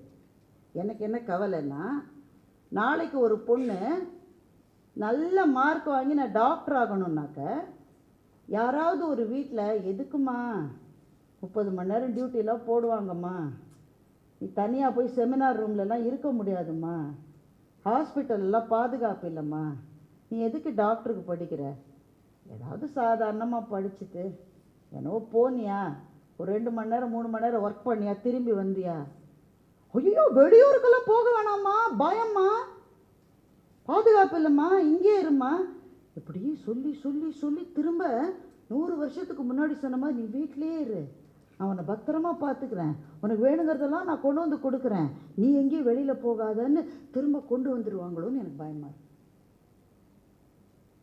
அதனால தான் நான் பேச வந்திருக்கேன். குற்றங்கள் நடக்கிறதென்றால் அதற்கான தீர்வு பாதிப்பவர்களுக்கான அறிவுரையும் குற்றம் செய்தவர்களுக்கான வாய்தாவும் அல்ல. குற்றங்கள் நடப்பதனாலே உங்களுடைய சிறகுகள் வெட்டப்படுகின்றன என்று நீங்கள் நினைத்தால் ஒரு சமூகமாக நீங்கள் ஒருங்கே திரண்டு எழுந்து எங்களுக்கு பாதுகாப்பு வேண்டும். எங்க பாதுகாப்பு வேணும்? Nowhere is safe until everywhere is safe. வீட்டிலே இருக்க, வீட்டிலே தான் பிரச்சனை வருது. 30 விழுக்காடு குற்றங்கள் வீட்டில் தான் நடக்குது. சில தெரு மட்டும் வந்திருக்க, தெருவில் போன ஒரு பொண்ணை பாண்டிச்சேரியில் குட்டையில் போட்டிருக்கான். பார்த்தீங்களா அந்த செய்தியே? 9 வயசு குழந்தை, தெருக்கு வரக்கூடாதா? அந்த பொண்ணை கை காலை கட்டி she was raped and அங்கே இருக்கிற ஒரு குட்டையில் போட்டிருக்காங்கல்ல. 9 வயசு குழந்தைங்க. சரி, 9 வயசு 17 வயசு 20 வயசு 30 வயசுல பிரச்சனை, 80 வயசு பாட்டி. அப்போ rape is not about sexual desire. Rape is about the venom that somebody has on women. சொல்லுது உங்களுக்கு புரியும் நினைக்கிறேன். அப்போ ஏன் பாரதி நமக்கு தேவை என்றால் அந்த துணிச்சலை பாரதி நமக்கு கொடுக்கின்றார். அந்த ஒரு சொல், அது ஒரு கவிதை அல்ல, அது ஒரு மந்திரம். ஆணும் பெண்ணும் நிகரென கொள்வதால் அறிவிலோங்கி வையம் தழைக்குமாம். வைய வாழ்வு தன்னில் தாதர் என்ற நிலைமை மாறி ஆணோடு பெண் சரி நிகர் சமானமாக வாழ்வம் இந்த நாட்டிலே. பாரதி எழுதுறார், 100 வருஷத்துக்கு முன்னாடி எழுதுறார். நான் இந்த கவிதையை 2வது தடவை சொல்ல போறேன். தாதர் என்ற, தாதர்னா அடிமை, தாதர் என்ற நிலைமை மாறி ஆணோடு பெண் சரி நிகர் சமானம். இப்ப வள்ளுவர், பாரதி, கம்பன் மாதிரியான மாபெரும் கவிஞர்கள்ட்ட ஒரு சிறப்பு என்னன்னா, தேவையில்லாத ஒரு சொல்ல கூட அவங்க போட மாட்டாங்க. ரெப்பிட்டிஷன் ஆஃப் வேர்ட்ஸே இருக்கா. அதெல்லாம் நாம எழுதுற கவிதையில், அன்பே இந்த கடிதத்தை படித்து விட்டு இது உனக்கு பிடிக்காவிட்டால் உன் தங்கையிடம் கொடுத்து, இது ஒரு கவிதைன்னு ஒரு ஆள் எழுதியிருக்கா, நாம அது சொல்லிட்டு இருக்கோம். அடிக்க வேணாம் அவனை. அந்த மாதிரி இருக்காது. மகத்தான மாபெரும் புலவர்கள் கவிஞர்களினுடைய வாக்கிலே தெய்வாம்சம் இருக்கும். அதான் பாரதி சொன்னா, உள்ளத்தில் உண்மை ஒளி உண்டாகில் வாக்கில் ஒளி உண்டாகும்னு சொன்னா. உள்ளத்திலே உண்மையிலே இருக்கிற கவிஞர்கள் ஒரு சொல்ல கூட ரிப்பீட் பண்ண மாட்டாங்க, ஒரு சொல்ல கூட ரிப்பீட் பண்ண மாட்டாங்க. ஆனா பாரதி சரி நிகர் சமானம்னு 3 சொல், 3த்துக்கு ஒரே பொருள் தான். சரி ஈக்குவல், நிகர் ஈக்குவல், சமானம் ஈக்குவல். ஒரே பொருள் இருக்கிற 3 சொல்ல ஏன் போட்டிருக்கான்? அவ்வளவு தடவை சொன்னா கூட இந்த முட்டாள்களுக்கு புரியாதுன்னு 3 தடவை சொல்றோம். சரி நிகர் சமானமாக வாழ்வம் இந்த நாட்டில். ஒரு பிரகடனம் மாதிரி, ஒரு ஆணை மாதிரி, மீற முடியாத கட்டளம் மாதிரி, சாசனம் மாதிரி அந்த சொற்களை பாரதி சொல்லுகிறார். அப்போ இதனுடைய பேக்ரவுண்ட் என்ன? பாரதி இப்போ செல்லம்மா 2 பேர் இங்கே எல்லாம் பாரதி செல்லம்மா இவ்வளோ பேர் இருக்கீங்க. அவ்வளோ அழகாக இருக்குது பார்க்குறதுக்கு, ரொம்ப மகிழ்ச்சியாக இருக்குது. அதுவும் அந்த பாரதி செல்லம்மா நடந்து வரப்போது உண்மையிலே நீங்கள் திரும்பி பார்க்கல சார், அவர் நடந்து வர்றபோது பாரதி செல்லம்மா தோளில் கை போட்டுட்டு தான் நடந்து வருவார். நம்ம படிச்சிருக்கோம். அதே மாதிரியே அவர் நடந்து வந்தாங்க அவங்க 2 பேர். அந்த மாதிரி நடந்து வந்தப்போ சுற்றி இருக்கிறவங்கள அப்போ என்ன பேசியிருப்பாங்கன்னு உங்களுக்கு தெரியுமா? ஏன்னா you belong to a fortunate generation. நீங்கள் எதாவது ரிலேஷன்ஷிப்பில் இருந்தால் அந்த பையனோட பேசுகிறதோ, மெயில் எக்ஸ்சேஞ்ச் பண்ணுறதோ, வாட்ஸ்அப்பில் அனுப்புகிறதோ, முதல்ல யாருடைய தொந்தரவு இல்லாமல் படுறதுக்கு நிறைய வழிகள் உங்களுக்கு இருக்குது. அந்த மாதிரி ரிலேஷன்ஷிப்பில் இருக்கும்போது ரொம்ப ஜாக்கிரதையாக இருங்க. உடனே வந்து யூ ஷுட் நாட் ஹேவ் இந்த மாதிரி சொல்கிறதுக்கான ஆள் நான் கிடையாது. அதுவும் உங்கள் அம்மா சொல்லணும். நீங்கள் கேட்டால் கேட்கணும், விட்டால் விடணும். அந்த அறிவுரையில் நான் சொல்ல மாட்டேன். But all that I want to tell you is you have absolute freedom to be in relationships. But அந்த மாதிரி ரிலேஷன்ஷிப்பில் இருக்கிற போது அது டாக்ஸிக்கான ரிலேஷன்ஷிப்பாக இல்லாதபடி மாத்திரம் பார்த்துக்கணும். அது ஒருவேளை சரியில்லைன்னு தோணுச்சுன்னா நீ சரி வர மாட்டடான்னு சொல்லிட்டு வெளியில் வர தைரியத்தை வளர்த்துக்கணும். ஏன்னா ஒரு தடவை கீழே விழுந்துட்டு திரும்ப எழுந்து வர்றது ஒன்றும் அவமானம் கிடையாது. கீழே விழாமல் எழுந்து வந்தவங்க இந்த உலகத்தில் கிடையவே கிடையாது.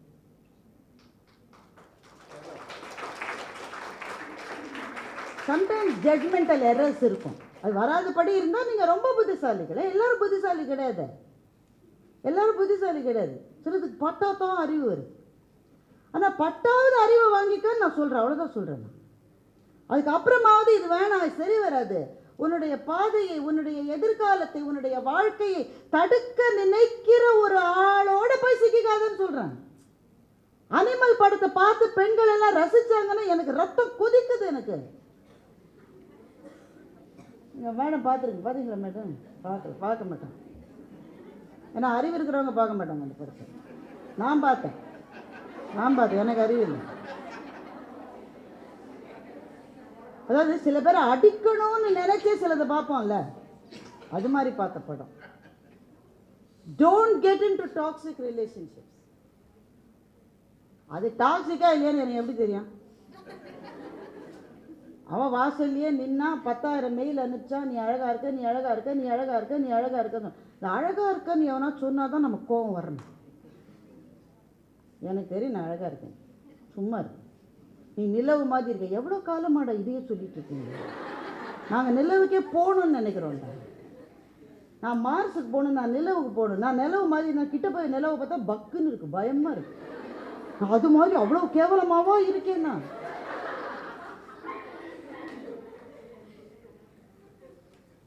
அதனால டாக்ஸிக் ரிலேஷன்ஷிப்ஸ் ரிலேஷன்ஷிப்பே இருக்கும். அது மாதிரிலாம் நான் அதெல்லாம் சொல்கிறதுக்கு உங்கள் வீட்டில் ஆள் இருக்காங்க, உங்கள் டீச்சர்ஸ் இருக்காங்க. அறிவுரை சொல்ல நான் இங்கே வரல, ஒரு எச்சரிக்கை தான். உங்களினுடைய முன்னேற்றத்துக்கு தடையாக இருக்கிற ரிலேஷன்ஷிப்ஸ் உங்களுக்கு தேவையில்லைன்னு மாத்திரம்தான் நான் சொல்கிறேன். அது கூட நான் ஏன் சொல்கிறேன்னா, இந்த இடத்துக்கு நாம் வர்றதுக்கு பாரதி மாதிரியான ஆட்கள் எவ்வளவு கஷ்டப்பட்டிருக்காங்கன்றதுக்காக நான் உங்களுக்கு சொல்கிறேன். செல்லம்மா பாரதியினுடைய தோள் மீது கை போட்டுக்கொண்டு கடையம் ஊர்லேயே தெருவில் நடந்திருக்கார். சென்னையே அப்படி பண்ண முடியாது அப்பெல்லாம். கடையம் செல்லம்மாவினுடைய ஊர், ரொம்ப சின்ன ஊர். அந்த ஊர்லலாம் முடியல. அந்த அம்மா கூசி குறுகி இருக்கும்ல, எல்லாரும் என்னெல்லாம் அம்மா சொல்கிறார், இவர் பாரு இந்த மாதிரி செய்கிறார், தலையை நிமிர்ந்து நடந்து வா செல்லம்மா, உனக்கு என்ன சொல்லிட்டு போயிடுவேன் நீ. ஆனால் அவருக்கு எவ்வளவு தொலைநோக்கு பார்வை இருந்தது. பெண்கள் இந்த மாதிரி வருவாங்கன்னு அவருடைய கண்ணுக்கு தெரிஞ்சிருக்குல்ல, யாருக்குமே தெரியாது, அவருக்கு தெரிஞ்சிருக்கு.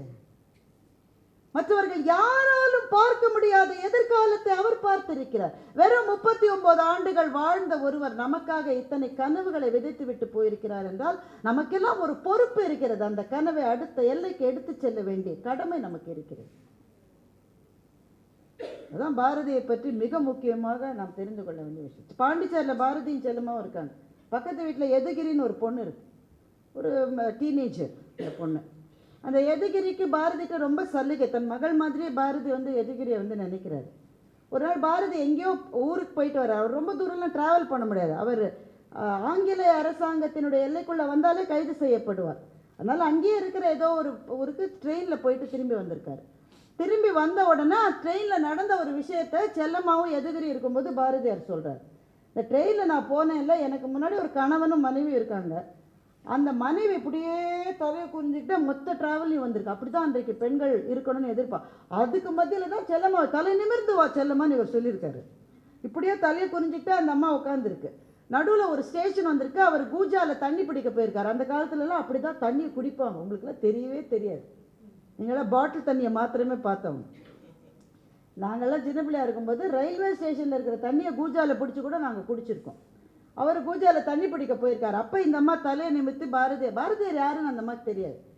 நீர் எங்கே போறீர், எந்த ஊர், உமக்கு கல்யாணம் ஆகிடுத்தா, எவ்வளோ குழந்தைகள் இருக்காங்க, என்ன வேலை செய்கிறீர், அந்த காலத்துல பாட்டிகளில் விசாரிப்பாங்கல்ல, எவ்வளோ சம்பளம் உங்களுக்கு, அரிசி எங்கே வாங்குறீங்க, அரிசி என்ன வேலை, கறி எங்கே வாங்குறீங்க, 100 கேள்வி கேட்டிருக்கு பாரதியார். சும்மா அவுட் ஆஃப் கியூரியாசிட்டி கேட்டு பாரதிக்கு பாதிக்கு விடைய தெரியும். அரிசி எங்கே வாங்குன்னு அவருக்கு என்ன தெரியும்? அவர் பக்கத்து வீட்டில் இல்லைன்னா அரிசி வாங்கிட்டு இருக்காரு, அவருக்கு என்ன தெரியும்? கணவர் திரும்பி வந்த உடனே அந்த அம்மா திரும்ப அப்படியே தள்ளி கொஞ்சம். அதுக்கு பிறகு ஒரு வார்த்தை கூட பேசல. பாரதி இந்த சம்பவத்தை செல்லமாட்டையும் எதுகிரிட்டையும் சொல்றாரு. பேசணும்னு ஆசை இருக்கு, கேட்கணும்னு ஆசை இருக்கு. அவன் வீட்டுக்காரர் இருக்கும்போது கேட்டா என்ன, அவன் போனதுக்கு பிறகு பொட பொட பொட பொட பொட 100 கேள்வி கேட்டு அப்புறம் தலையை குனிஞ்சிட்டு இருக்குன்னு சும்மா ஒரு கேஷுவலாக சொல்றாரு. எதுகிரி சின்ன பொண்ணு தான். எதுகிரி கேட்கிறா, கணவன் எதிரில் அந்த அம்மா எப்படி பேசும்? அடிமைகள் பேசுவதை ஆண்டாங்கள் விரும்புவதுண்டோ என்று எதுகிரி கேட்கிறார். அன்றைக்கு எழுதப்பட்ட பாடல் தான் இந்த பாடல். ஆணும் பெண்ணும் நிகரென கொள்வதால் அறிவிலோங்கி வையம் தழைக்குமா, போற்றி போற்றி ஜெய ஜெய போற்றி இப்புதுமை பெண்ணொளி வாழி பல்லாண்டிங்கு மாற்றி வையகம் புதுமையுறச் செய்து மனிதர் தம்மை அமரர்கள் ஆக்கவே ஆற்றல் கொண்ட பராசக்தி என்னை தன் அருளினால் ஒரு கன்னிகையாகியே தேற்று உண்மைகள் கூறிட வந்திட்டாள் செல்வங்கள் யாவற்றிலும் மேற்செல்வம் எய்தினோம் என்று பாரதி சொல்லுகின்றார். அந்த பாடல்ல பெண்ணை பராசக்தி மாதிரி பார்க்கிறார். ஆற்றல் கொண்ட பராசக்தியாக பார்க்கின்றார். தன் அருளினால் ஒரு கன்னிகையாகி, உங்களை மாதிரி ஒரு கன்னிகையா வந்திருக்காரு. தேற்றி உண்மைகள் கூறிட வந்திட்டாள். இதை விட ஒரு நாட்டுக்கு என்னடா செல்வம் வேணும்? அறிவும் துணிச்சலும் கொண்ட பெண் மக்களை கொண்ட ஒரு நாட்டுக்கு வேறு செல்வமே தேவையில்லை என்று பாரதி பதிவு செய்கின்றார். அப்படி நமக்காக கனவுகளை, நமக்கே நம்ம பத்தி அப்படி கனவுகள் கிடையாது. பாரதி பெண்களுக்கான 10 கட்டளைகளை எழுதுகிறார். திருவல்லிக்கேணியில இருந்த போது பெண்கள் படிக்க வேண்டும், அவங்க விருப்பமானவரை திருமணம் செய்து கொள்ள வேண்டும், ஒருவேளை விதவையாகிவிட்டால் அவர்களுக்கு விருப்பம் இருந்தால் மறுமணம் செய்து கொள்ள வேண்டும், திருமணத்தில் இஷ்டம் இல்லாவிட்டால் தனியாக அவர்கள் வாழ்வதை சமூகம் மதிக்க வேண்டும், விமன் ஆண்டர்பிரினர்ஸ், அன்றைக்கு அந்த தொழில் முனைவோர்களாக பெண்கள் வர வேண்டும், சிறு தொழில் செய்ய வேண்டும். 10 கட்டளைகளை பாரதி பெண்களுக்காக எழுதுகிறார். இதுதான் முதல் சாசனம், பெண்கள் எப்படி இருக்கணும்ன்றதை பற்றி ஒரு வரைவு.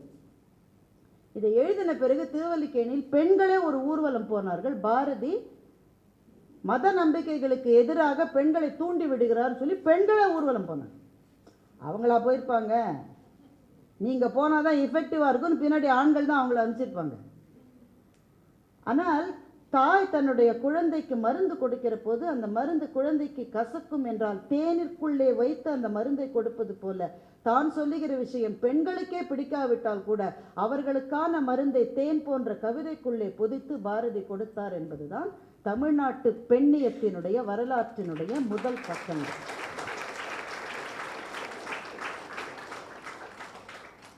அதுதான் பாரதி முக்கியமானவர். ரொம்ப சரி, அதை தவிர நம்ம முழுக்க பெண்மைன்னு பேசிட்டோம். ஏன் பாரதி? நீங்கள் எல்லாருமே தமிழ் படிக்கிற ஸ்டூடெண்ட்ஸா?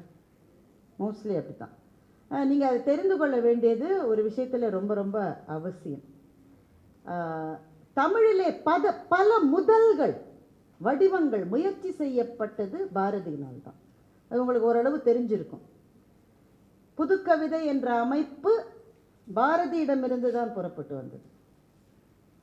இந்த உலகம் இனியது, மேடம் பேசுகிற போது சொன்னாங்க. அது இதில் உள்ள உயிர்கள் இனியன, ஆண் நன்று பெண் இனிது குழந்தை இன்பம், இந்த மாதிரியான கவிதை வரிகளை அந்த காலத்தில் இருக்கிற யாரும் கவிதை என்று ஏற்றுக்கொள்ளவில்லை. ஆனால் துணிந்து இதை பாரதி படைத்து காட்டுகின்றார். புதுக்கவிதை என்பது அவரிடமிருந்து துவங்கியது தான். 100 வருஷங்களுக்கு முன்னால் ஜப்பானிய ஹைக்கூ கவிதையை பற்றி பாரதிதாசனோடு பாரதி பேசுகின்றார். ஹைக்கூ கவிதைன்னு கேள்விப்பட்டிருக்கீங்களா? தமிழ் ஸ்டூடெண்ட்ஸ் அட்லீஸ்ட் கேள்விப்பட்டிருப்பீங்க, இல்லை லிட்ரேச்சர் ஸ்டூடெண்ட்ஸ் கேள்விப்பட்டிருப்பீங்க. ஒருத்தர் கூட தலையாட்டல, ஆசிரியர்கள் மாத்திரம் கேள்விப்பட்டிருக்காங்க. அவர்களுக்கு வாழ்த்துக்கள். ஹைக்கூ கவிதை என்பது ஜப்பானிய மொழி வடிவம். ஒரு எக்ஸாம்பிள் சொல்கிறேன் பாருங்க. விழுந்த மலர் திரும்ப கிளைக்கு செல்லுகிறதே, அது வண்ணத்து பூச்சி. ஒருத்தர் கூட புரியலன்னு நினைக்கிறேன். இன்னொரு விழுந்த மலர் திரும்ப கிளைக்கு போகுமா? போகாது. விழுந்த மலர் திரும்ப கிளைக்கு செல்லுகிறதே. ஒருத்தன் ஆச்சரியப்படுறான், ஐயோ அது மலர் திரும்ப போல, பட்டாம்பூச்சி போகுது. இவ்வளோதான் ஹைக்கூ. அது ஒரு காட்சியை நமக்கு சொல்லும். முதல் வரியில் ஒரு சின்ன ஆச்சரியம் இருக்கும், 2வது வரியில் அதற்கான தெளிவு இருக்கும். இந்த ஹைக்கூ கவிதை வரி இது நிறைய தமிழன்பன் நிறைய எழுதியிருக்காரு. கவிஞர் தமிழன்பன் நிறைய இந்த மாதிரியான ஹைக்கூ முயற்சிகளை செய்திருக்கிறார். எல்லா வீட்டிலும் குழம்பு இரவல் கேட்கிறார், அவர் எழுதின ஹைக்கூவை சொல்கிறோம். எல்லா தெருவில் 10 வீடு இருக்கு வச்சுக்கோங்க, 10 வீட்லேயும் போய் குழம்பு இரவல் கேட்குறா ஒருத்தி.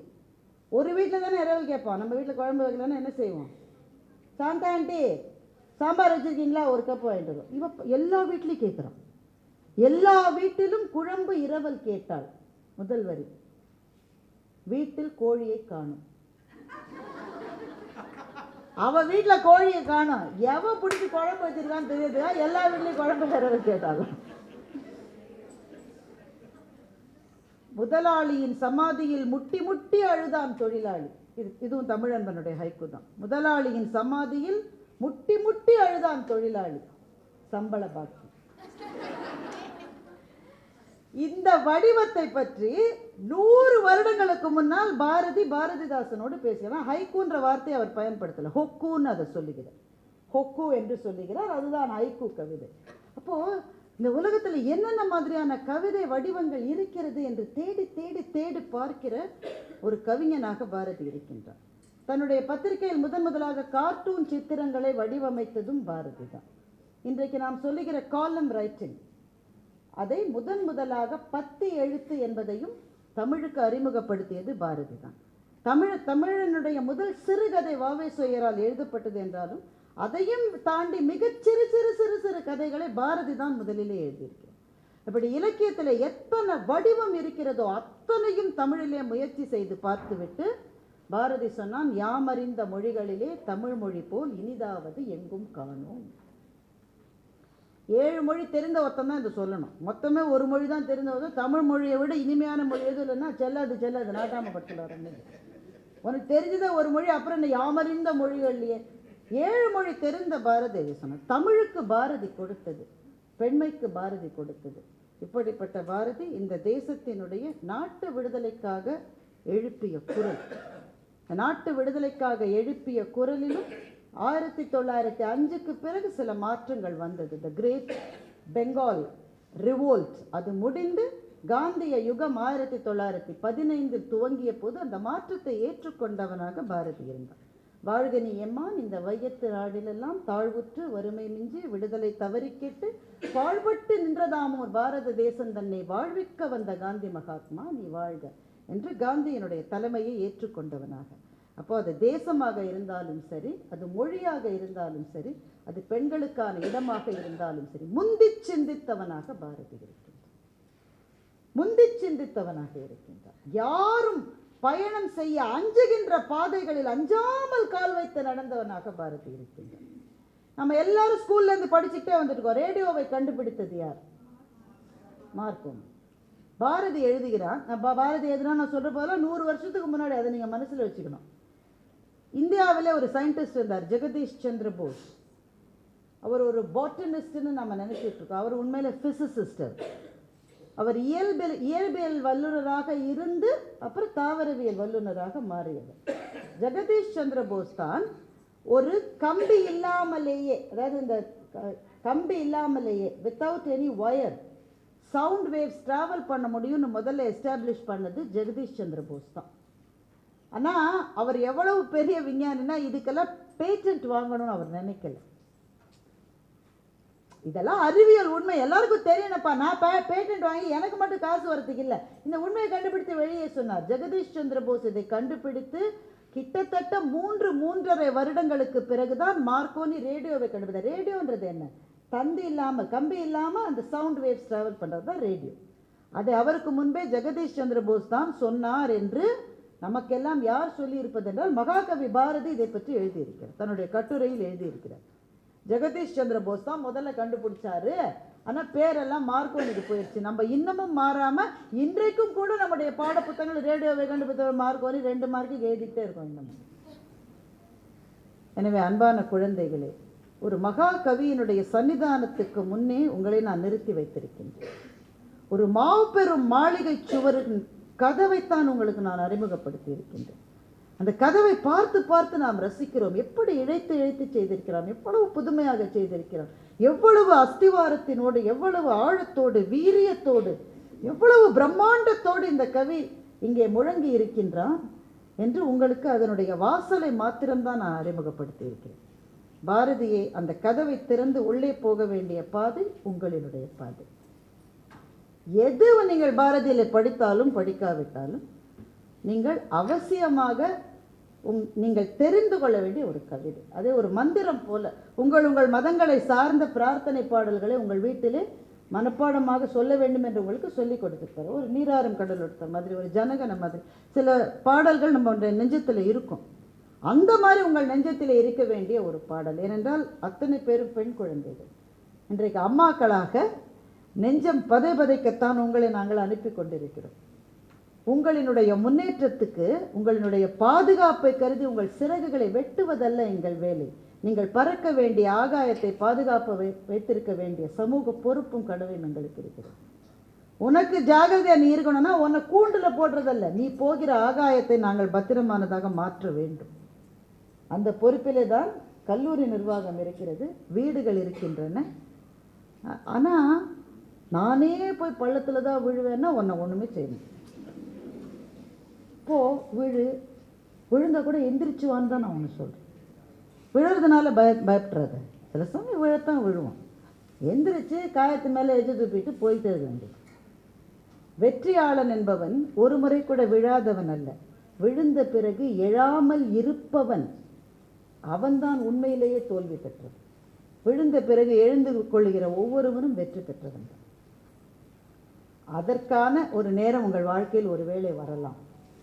அப்படி வந்தால் இந்த கவிதையை நினைவு வைத்துக் கொள்ளுங்கள். தேடிச்சோறு நிதந்தென்று பல சின்னஞ்சிறு கதைகள் பேசி, மனம் வாடி துன்பம் மிக உழன்று, பிறர் வாட பல செயல் செய்து, நரை கூடி கிழப்பருவம் எய்தி, கொடுங்கூற்றுக்கு இறையனப்பின் மாயும் வேடிக்கை மனிதர் போல் நான் வீழ்வேன் என்று நினைத்தாயோ என்று பாரதி சொன்னார்.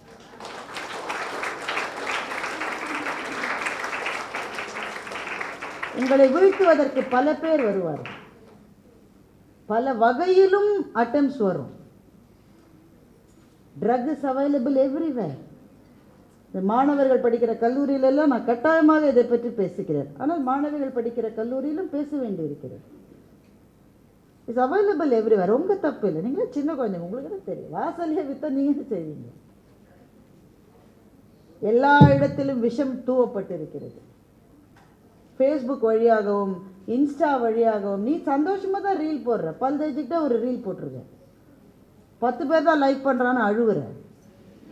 புகழ் என்பது இன்ஸ்டாவில் வர லைக்ஸ் கிடையாது. அது வாழ்க்கையில் உன்னுடைய சாதனைகளை பார்த்து உன் பின்னாடி 3 பேர் வராங்க பாரு, அதுதான் உண்மையான புகழ் என்பது.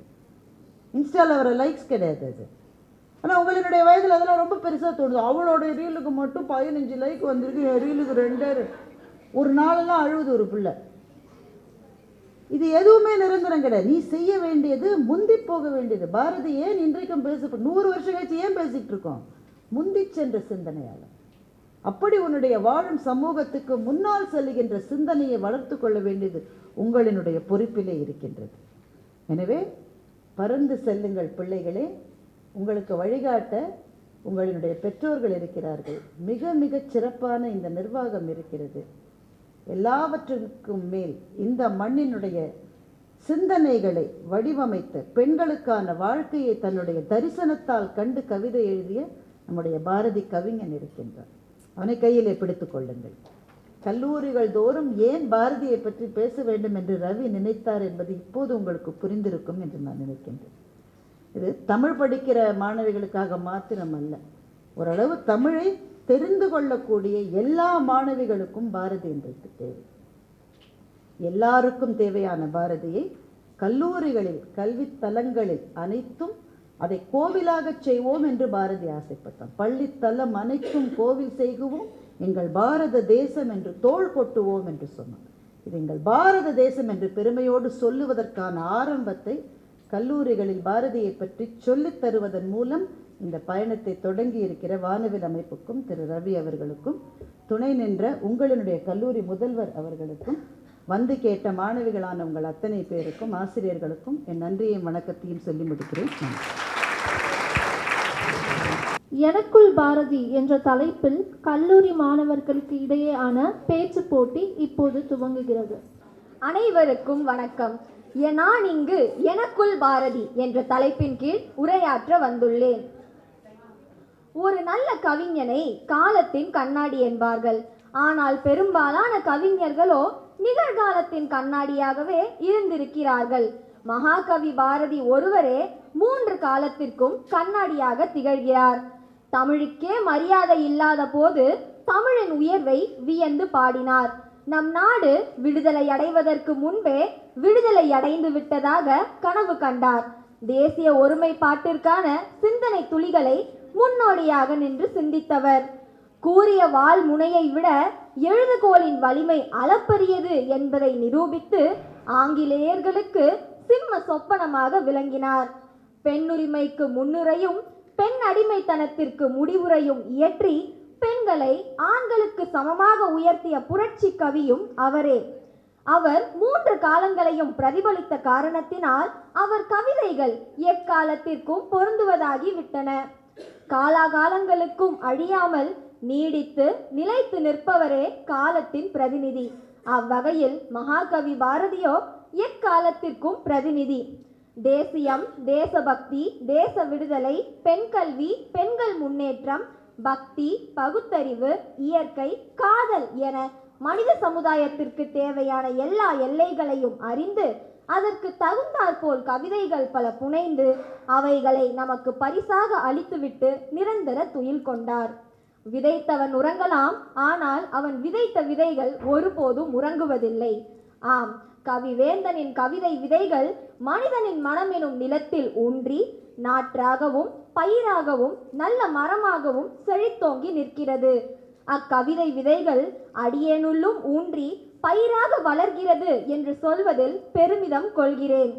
பெண்மை வாழ்கவென்று கூத்திடுவோமடா, பெண்மை வெல்கவென்று கூத்திடுவோமடா என்றும் பெண்ணாக பிறந்ததற்கு பெருமை கொள் என்று கூறிய முதல் ஆண் கவியும் அவரே. நிமிர்ந்த நன்னடை, நேர்கொண்ட பார்வையும், நிலத்தில் யாருக்கும் அஞ்சாத நெறிகளும், திமிர்ந்த ஞான செருக்கும் இருப்பதால் செம்மை மாதர் திரும்புவதில்லையா என்ற வரிகளுக்கிணங்க என்னை புதுமை பெண்ணாக செதுக்கியது மகாகவி பாரதி என்ற 7 எழுத்து மந்திரத்தின் சக்திதான். வான் மேகங்களிலிருந்து வரும் ஒரே ஒரு மழைத்துளி நம் பூமியை நனைத்து விடுவதில்லை. பலாயிரக்கணக்கான மழைத்துளிகள் நம் பூமியில் தொடர்ந்து விழுவதால் மட்டும்தான் வறண்டு தரிசாகி போன நிலமும் பண்பட்டு செழிப்பாகி பச்சை பசேல் என்று தாவரங்கள் வளர வழி செய்கிறது. அவ்வகையில் கவிவேந்தனின் கவிமேக திரள்களில் இருந்து விழும் ஒவ்வொரு கவித்துளியும் என்னையும் ஒரு பண்பட்ட பெண்ணாக மாற்றி சமூக அக்கறையில் நாட்டம் கொள்ள தூண்டுவதாக அமைகின்றது. விட்டு விடுதலையாகி நிற்பாய் இந்த சிட்டுக்குருவியினை போல் என்ற வரிகளின் மூலம் இந்த நிரந்தரமற்ற உலகில் எதையும் இலகுவாக எடுத்துக்கொண்டால் மன நிம்மதியுடன் வாழலாம் என்ற நேர்மறை எண்ணங்களை என்னுள் விதைத்தவர் மகாகவி. வல்லமை தாராயோ இந்த மாநிலம் பயனுற வாழ்வதற்கே, சொல்லடி சிவசக்தி நிலச்சுமையென வாழ்ந்திட புரிகுவையோ என்ற வரிகளின் தாக்கத்தால் நான் எனது குடும்பம், எனது நண்பர்கள் என்ற சிறிய வட்டத்தில் இருந்து வெளியே வந்து நமது சமூகம், நமது நாடு என்ற எண்ணத்தையும் என்னுள் விதைத்து பிறர்க்கு உதவும் தன்னலமற்ற எண்ணத்தையும் என்னுள் விதைத்து கொண்டேன். வாழ்வில் மிக கொடிய இன்னல்களையும் துன்பங்களையும் வறுமையையும் சந்தித்த போதும் பாரதி ஒருபோதும் அறமற்ற செயல்களை செய்யவோ அல்லது அறமற்ற செயல்களுக்கு துணையும் போகாமல் இறுதி வரை போராளியாகவே வாழ்ந்து வந்தார். பாரதியை முன்னோடியாக கருதி நானும் எனது வாழ்வில் எவ்வித இன்னல்களையும் நேர்மையான முறையில் சந்தித்து போராளியாகவே வாழ்வேன் என்ற உறுதியையும் எடுத்துக்கொண்டேன். எனது வாழ்வில் தேவையில்லாத ஒரு அச்சம் என்னை முடக்கிக் கொள்ளும் நேரங்களிலெல்லாம் பாரதியின் காலா உன்னை நான் சிறு புள்ளென மதிக்கிறேன் என்றன் கால் அருகே வாடா சற்றே உன்னை மிதிக்கிறேன் என்ற வரிகளின் மூலம் எனது வாழ்வில் நான் எங்கும் எதற்கும், ஏன் அந்த யமனே என் கண்முன்னால் வந்தால் கூட அஞ்சாதிருக்க வேண்டும் என்று கற்றுக்கொண்டேன். இறுதியாக ஏட்டை துடைப்பது கையாலே, மன வீட்டை துடைப்பது மெய்யாலே, வேட்டை அடிப்பது வில்லாலே, மன கோட்டை பிடிப்பது சொல்லாலே என்ற பாரதியின் வரிகளுக்கிணங்க உங்கள் அன்பு மனங்களை எனது பேச்சால் கவர்ந்திருப்பேன் என்ற நம்பிக்கையுடன் வாய்ப்பு தந்தமைக்கு நன்றி கூறி எனது உரையை முடித்துக் கொள்கிறேன். நன்றி. அடுத்த பேச்சாளர் தனுஸ்ரீ. தித்திக்கும் தித்திக்கும் தேன் தமிழ் திக்கெட்டும் பரவட்டும். முத்தமிழ் தாய்க்கு என் முதற்கண் வணக்கங்கள். அவையில் உள்ள ஆன்றோர் அவர்களுக்கும் சபையில் உள்ள சான்றோர் அவர்களுக்கும் என்னுடைய வணக்கங்கள். சுடர்கொண்டு மண்ணை தழுவி சுடர்விடா நம்பிக்கை நீயே, பெண்மை தெய்வம் பெருமை கொண்ட பெரியோன் என்று போற்றிடுவோம். தற்கால இலக்கியத்தின் முன்னோடி, தேசிய கவி, மக்கள் கவிஞர், சிந்துக்கு தந்தை, அமரக்கவி என்ற சிறப்பு பெயர்களால் அழைக்கப்பட்ட பாரதி என்னுள் ஏற்படுத்திய தாக்கத்தை பற்றி பேச வந்துள்ளேன். எட்டயபுரத்தில் விளைந்த ஒரு மகாகவி, தமிழ்தாய் பெற்றெடுத்த ஒரு மகா அவதாரம். தன் கவிதைகளால் இந்த மாநிலத்தின் மாணவர்களுக்கு காவிய தலைவனாக விளங்கும் ஒரு கதாநாயகன் சுப்பிரமணிய பாரதியார். இவருடைய அச்சமில்லை அச்சமில்லை அச்சமென்பதில்லையே என்னும் ஒரு வரியில் வாழ்க்கையின் அனைத்து பாடங்களையும் நான் கற்றுக்கொண்டேன். நம் வாழ்வில் எத்தனையோ சவால்கள் வரலாம், அவற்றை எல்லாம் அச்சமின்றி எதிர்கொள்வோம் என்ற நம்பிக்கையோடு தொடங்குவதுதான் இந்த பயணம். ஏன் பாரதியின் வாழ்க்கையே இதற்கு ஓர் எடுத்துக்காட்டு. தந்தையை இழந்து உறுதியான ஒரு பாதை இல்லாமல் அரசியல் விவகாரத்தில் ஈடுபட்டு வாழ்க்கை முழுவதும் வறுமையில் இருந்த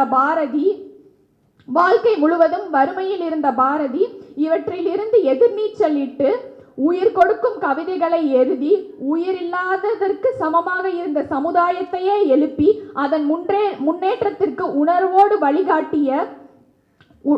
வழிகாட்டிய கவிஞன், என் தலைவன், தவ புதல்வன். என் சோம்பலுக்கு முற்றுப்புள்ளி இட்டு வெற்றி பாதைக்கு வழிகாட்டினார் எம் பாரதி. சாதி வரிகள் தலைவிரித்தாடிய காலத்திலும் சாதிகளில் உயர்வு தாழ்வு இல்லை என்றும் அன்புடையவர்களே உயர்ந்த சாதியை சேர்ந்தவர்கள் என்று கூறியவர் பாரதி. அது மட்டுமா, பெண்ணுரிமைக்கு அந்த காலத்திலேயே ஆணாதிக்க சமுதாயத்திற்கு எதிரான சமத்துவ கருத்துக்களை எழுதி பெண்களுக்காக போராடியவர். பெண் கல்விக்கும் பெண்களுக்கான பொருளாதார சுதந்திரத்திற்கும் அடிக்கல் நாட்டியவர் பாரதி. இது போன்று பல இடங்களில் தன் எழுச்சிமிக்க கவிதைகளால் அனைவரையும் சிந்திக்க தூண்டியவர் பாரதி. ஏன் பாரதியின் கவிதைகளை ஒழிக்காத திசை உண்டோ? இவை அனைத்தும் என்னுள் சமத்துவத்தை ஏற்றி மனிதர்களின் மதிப்பை உணர்ந்து அனைவரையும் ஒரே கண்ணோடு பார்க்க செய்தது. இறுதியாக நம் பிறப்பிற்கும் இறப்பிற்கும் இடைப்பட்டது அல்ல வாழ்க்கை, நம் மரணத்திற்கும் புகழுக்கும் இடைப்பட்டுதான் வாழ்க்கை என்று எனக்குள் விதைத்தவர் பாரதி.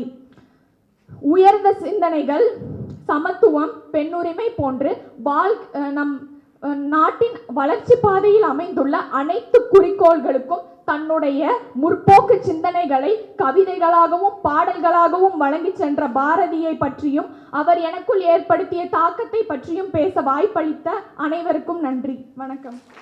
அடுத்ததாக பூமி ஸ்ரீ.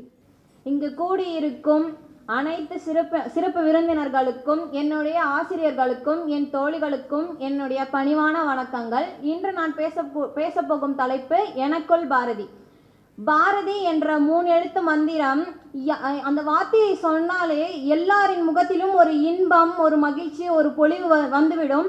பாரதி வாழ்ந்தது 39 ஆண்டுகள் தான். ஆனால் இன்னமும் 142 ஆண்டுகள் ஆக போகிறது. இந்த டிசம்பர் மாதம் 11ஆம் நாள் வந்தால் இன்றும் அவர் அனைவரது மனதிலும் இந்த தமிழ் மூச்சு காற்றிலும் தென்றலிலும் அங்கங்கு இல்லாமல் எங்கும் இருக்கிறார் பாரதி. பாரதி அனைவரும் சொல்கிறார்கள், வாழ்ந்தால் ஒரு ராஜாவை போல் வாழ வேண்டும், வாழ்ந்தால் ராஜா வீட்டு கண்ணுக்குட்டி போல் வாழ வேண்டும். அப்படியெல்லாம் வாழ வேண்டாம். வறுமையிலும் சிட்டுக்குருவிக்கும் காக்கைக்கும் உணவளித்த பாரதியை போல் வாழ்ந்தால் போதும். அப்படி பாரதி இறந்து 39 வயதிலே இவ்வளவு சாதிக்க முடியும். 1000 ஆண்டுகள் பிறகும் இவரை பற்றி பேச முடியும் என்றால், அப்படிப்பட்ட மனிதரை நம் தமிழ் மொழியில் அவரை பற்றி பேச போகும் என்பது எனக்கு மிகவும் பெருமையாக உள்ளது. பாரதியை அவருடைய தந்தை ஆங்கில வழியில் கல்வி பெற வேண்டும் என்று விரும்பினார். ஆனால் பாரதி, நான் ஆங்கிலம் கற்று என்ன செய்ய போகிறேன், என்னுடைய பக்கத்துணை தமிழ்தான் என்று பேசினார். இருந்தாலும் அவர் ஆங்கிலம் இதையெல்லாம் கற்காமல் இல்லை, அதையும் கற்றார். கற்றுதான் யாமறிந்த மொழிகளிலே தமிழ் மொழி போல் இனிதாவது எங்கும் காணோம் என்றார். அவர் தந்தையிடம் ஆங்கில வழி கல்வி கற்க வேண்டும் என்று சொல்ல போது அவர் ஒரு கவிதையை சொன்னார். செலவு தந்தைக்கு 1000 சென்றது தீது, எனக்கு 10,000 சேர்ந்தன, நலம் ஓர் என் துணையும் கண்டிலேன், இதை 40,000 கோயிலில் போய் சொல்லுவேன். இப்படி ஒரு கவிதையை நாம் கேட்டவுடன் ஒரு புல் அரிப்பு ஏற்படும் நம்முடன் உடலில். அடுத்ததாக அவர் பெண் விடுதலைக்காக நிறைய கவிதைகள் எழுதியுள்ளார். பெண் விடுதலையை அவருக்கு உணர்த்தியது சுவாமி விவேகானந்தர் அவர்களுடைய சிஷ்யை சகோதரி நிவேதிதா என்பார்கள். அவர் ஒரு முறை கல்கட்டா காங்கிரஸ் மாநாடு நடந்தபோது பாரதியார் மட்டும் வந்தார். அப்பொழுது உங்களோட மனைவி கூட்டி வரவில்லையா என்று கேட்ட பொழுது பாரதியார் சொன்னார், எங்கள் நாட்டிலெல்லாம் திருமணத்திற்கு பிறகு நாங்கள் மனைவியை வெளியே கூட்டி வரமாட்டோம் என்றார்.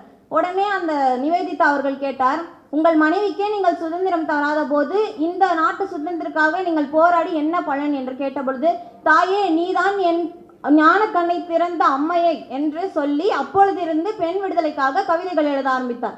அப்படி எழுதப்பட்ட ஒரு கவிதை தான் இது. ஏட்டையும் பெண்கள் தொடுவது தீமை என்று எண்ணி இருந்தவர் மாய்ந்து விட்டார், வீட்டுக்குள்ளே பெண்ணை பூட்டி வைப்போம் என விந்தை மனிதர் தலை குனிந்தார். எவ்வளவு அழகான வரிகள் என்று பாருங்கள். இப்பொழுது என் வாழ்க்கையில் பாரதி எனக்குள்ளே நடத்திய தாக்கத்தை பற்றி நான் கூறுகிறேன். நான் என்னுடைய 9 வயதில், கேளுங்களம்மா, 9 வயதில் என் அப்பா ஒரு மாறுவேட போட்டியில் சேர்த்துவிட்டு ஒரு பக்க கடிதத்தை கொடுத்து நீ இதை போய் சொல்லிவிட்டு வா என்று 2 முறை சொல்லி கொடுத்து அனுப்பிவிட்டார். நான் சென்று ஒரு பக்க கட்டுரையில் பாதி சொல்லிவிட்டு அடுத்து என்ன சொல்வது என்று எனக்கு தெரியவில்லை, மறந்து விட்டேன். ஒரு பயம், அச்சம் நின்று இருந்தேன். இறங்கி வந்து விட்டேன். அதன் பிறகு என் அப்பா கேட்டார், இதை கூட உன்னால் சொல்ல முடியாதா என்று கேட்டார். அந்த ஒரு வார்த்தை தான். அதன் பிறகு நான் ரொம்ப வருந்தினேன். என்னடா வாழ்க்கை இது, ஒரு கட்டுரையை சொல்ல இயலாதா உனக்கு அப்படின்னு. அது போன்ற வருத்தங்கள் எனக்குள்ளே இருந்தது. என் அம்மா ஒரே ஒரு வார்த்தை சொன்னார், மீண்டும் இதே மாறுவேட போட்டி நடக்கும், இதே வேடமும் இருக்கும், இதே கட்டுரையும் இருக்கும், நீ சென்று அதையே சொல்லிவிட்டு வா என்றார்கள். பிறகு நான் போய் சொன்னேன். அடுத்த வருடம் 10 வயது சென்றேன், சொன்னேன். அதே வேடம், அதே கட்டுரை, அதே பேச்சு, ஆனால் முதல் பரிசு. என் அம்மா என்று நினைவுபடுத்திக்கொள் ஒரே ஒரு கவிதையின் கடைசி வரி, நான் வீழ்வேன் என்று நினைத்தாயோ, நீ அன்று வீழ்வேன் என்று நினைத்திருந்தால் நீ எப்பொழுதோ வீழ்ந்திருப்பாய் என்று அதை நினைத்துக்கொள் என்று. பிறகு இப்பொழுது ஒரு முன்தினமாக நடந்த ஒரு செய்தியை சொல்கிறேன். என் தோழி, அவள் வெளி மாநிலத்தவர். அவளுக்கு தமிழ் கொஞ்சம் தான் தெரியும், பேசுவதற்கு, எழுதுவதற்கு, படிப்பதற்கெல்லாம் அவளுக்கு தெரியாது. அவள் முதலில் நான் தமிழ் கற்றுக்கொள்ள வேண்டும், படிக்க வேண்டும் என ஆசைப்பட்டது நாங்கள் எழுத ஆரம்பித்த கவிதைகளில் தான். நாங்கள் எழுதும் கவிதைகளை பார்த்து அடடா நானும் கற்றுக்கொள்ள வேண்டும் என்ற அதிலிருந்து தான் அவள் ஒவ்வொரு வார்த்தையும் கற்றுக்கொண்டாள் தமிழ். அப்போ பாரதி இல்லாமல் கவிதைகள் இல்லை, கவிதைகள் இல்லாமல் சிறு சிறு கவிஞர்களாகிய நாம் இல்லை என்பதை நாம் இன்றும் புரிந்து கொள்ள வேண்டும். பாரதி எழுதியதில் எனக்கு மிகவும் பிடித்த கவிதை ஒன்று, எவனையும் வெற்று காகிதம் என எண்ணாதே, அவன் ஒரு நாள் பட்டமாய் பரப்பான், நீயும் அண்ணாந்து தான் பார்க்க வேண்டும். இதை தான் ஆங்கிலத்தில் don't judge a book by its cover என்று சொல்லியிருப்பார்கள். இதை ஆங்கிலத்தில் கேட்கும் போது உங்கள் யாருக்குமே உணர்ச்சி வந்திருக்கிறது. ஆனால் தமிழில் பாரதியார் வரியில் கேட்கும் பொழுது உங்கள் அனைவருக்கும் ஒரு உணர்ச்சி வந்திருக்கும். அடுத்ததாக இறுதியாக நான் பாஞ்சாலி சபதத்திலிருந்து ஒரு கவிதையை சொல்லி முடித்துக் கொள்கிறேன். யார் சொன்ன வார்த்தையடா, சூதர் சபைதனிலே தொல்சீர் மரக்குலத்து மாதர் வருதல் மரபோடா, யார் பணியால் என்னை அழைக்கிறாய் என்றார். பாரதி ஒவ்வொரு பெண்ணும் நீ உனக்கான குரலை, எதிர்குரலை நீதான் சொல்ல வேண்டும் என்கிறார். இதை திரௌபதி வழியில் சொல்கிறார். திரௌபதியை சொல்கிறார், ஒருவன் உன்னை பணயம் வைக்க அவன் கணவனுக்கே உரிமை கிடையாது என்று நீதான் புரிந்து கொள்ள வேண்டும், நீதான் எதிர்குரல் கொடுக்க வேண்டும் என்பதை அழகாக பாஞ்சாலி சபதத்தை அருமையாக கூறியிருக்கிறார். என்னுடைய பேச்சை இவ்வளவு நேரம் அன்பாக கேட்டிருந்த அனைத்து நல்லுள்ளங்களுக்கும் என்னுடைய நன்றி, வணக்கம். அடுத்ததாக சந்தியா. யாமறிந்த மொழிகளிலே தமிழ் மொழி போல் இனிதாவது எங்கும் காணோம் என்று முண்டாசு கவி பாரதியின் வைரவரிகளை சந்தியா ஆகிய நான் தொட்டு வணங்கி, கலப்பை ஏந்தும் கரங்களெல்லாம் கம்ப்யூட்டர் இயக்கும் காலம் இது, பசுமை நிறைந்த வயல்கள் எல்லாம் வீடுகளாய் மாறிய நேரம் இது, இனி தரணியில் கலனி செழிக்கவும், எங்கும் மங்களம் தங்கவும், தமிழனுடைய வாழ்வு சிறக்கவும் உள்ளம் நிறைந்து கடவுளை வேண்டி என் உரையை தொடங்குகிறேன். இன்று எனக்கு பேச கொடுத்துள்ள தலைப்போ எனக்குள் பாரதி. கரிசல் மண்ணிலிருந்து கூவிய தேசிய கவி, பெயரிலே தீயை கொண்டு வரியிலே தீயை பற்ற வைத்த வீரக்கவி, உச்சி மீது வானிடிந்து வீழுகின்ற போதிலும் அஞ்சாமல் நின்ற அஞ்சா கவி, கருப்பு கோட்டு போட்ட வெள்ளையனை விரட்டி அடித்த வீரக்கவி. தலை குனிந்தால் நீ மிதிக்கப்படுவாய், தலை நிமிர்ந்தால் நீ மதிக்கப்படுவாய் என புரட்சி பெண்களை உருவாக்கிய புரட்சி கவி. இம்சை செய்த ஆங்கிலேயனை மீசை கொண்டு மிரட்டி அடித்த வீரக்கவி. தன் உடம்பில் வெள்ளை வந்துவிடக் கூடாது என நரைக்கு முன்பே மரித்து போன மகான். யானை அடித்த முதல் சிங்கம் என் பாட்டன் பாரதி. எல்லா கவிஞர்களும் பேனாவில் மை போட்டு எழுதினார்கள். ஆனால் என் பாட்டன் பாரதி மட்டும்தான் பேனாவில் மெய் போட்டு எழுதினார். தமிழகத்திற்கு ஒப்பற்ற பெரும் செல்வமாய் வந்த மாமணி என் தீரா கவிஞன் பாரதி. இம்மேடையில் நான் ஒரு சிறு கதை சொல்ல விரும்புகிறேன். பிஞ்சு கரங்கள், மெல்லிய கம்பீரமான குரல், முதல் முறையாக ஒளிவாங்கியை தொட்டது அந்த விரல். அவளுடைய 7 வயதில் முதல் முறையாக தாய் தமிழையும் மேடை பேச்சையும் காதலிக்க வைத்தது அன்று அவளுக்கு கிடைத்த ஒரு தலைப்பு என் பாரதி. 7 வயதில் முதல் முறையாக மேடை ஏறி ஒளிவாங்கியை பிடிக்க வைத்ததும் பாரதியே. வாழ்வில் எங்கு சென்றாலும் ஒரு சிறந்த பேச்சாளராக ஒலிக்க வேண்டும் என்ற துடிப்பை ஏற்படுத்தியதும் பாரதியே. 7 வயதில் தொடங்கிய அந்த காதல் இன்று அவளுக்கு 17 வயது. அதே காதலுடன் இம்மேடையில் எனக்குள் பாரதி என்ற தலைப்பில் ஒலித்துக் கொண்டிருக்கிறார். பாரதியினுடைய உரைநடைகள் தான் என்னை செதுக்கியவை. அவருடைய கவிதைகளை விட அவருடைய பத்திரிகை எழுத்துக்கள் எனக்குள் பெரிய தாக்கத்தை ஏற்படுத்தின. உலகம் தழுவிய விஷயத்தை எளிமையான தமிழ் வாசகர்களுக்கு புரிய வைத்தது அவருடைய எழுத்து. நான் நினைக்கும் போதெல்லாம் எடுத்து படிப்பது பாரதியினுடைய கவிதைகளையே தான். அவைதான் இங்கு இத்துணை பேச்சாளர்களுக்கு மத்தியில் எழுந்து நின்று பேச சொல்லி ஊக்கமளித்தது. அம்மா பாரதி பாஸ்கர் அவர்கள் அழகாக நினைவூட்டினார். ஆணும் பெண்ணும் நிகரென கொள்வதால் அறிவில் ஓங்கி வையகம் தழைக்குமா என்று. ஆம், பெண்கள் அடிமைகள் தான், பெண்கள் படிக்காதவர்கள் தான், ஆண்களுக்கு அடிமையாக இருந்தவர்கள் தான். அப்பொழுது பாரதி எழுந்து நின்று கூறுகிறார், ஆணும் பெண்ணும் சரிநிகர் சமம் என்று.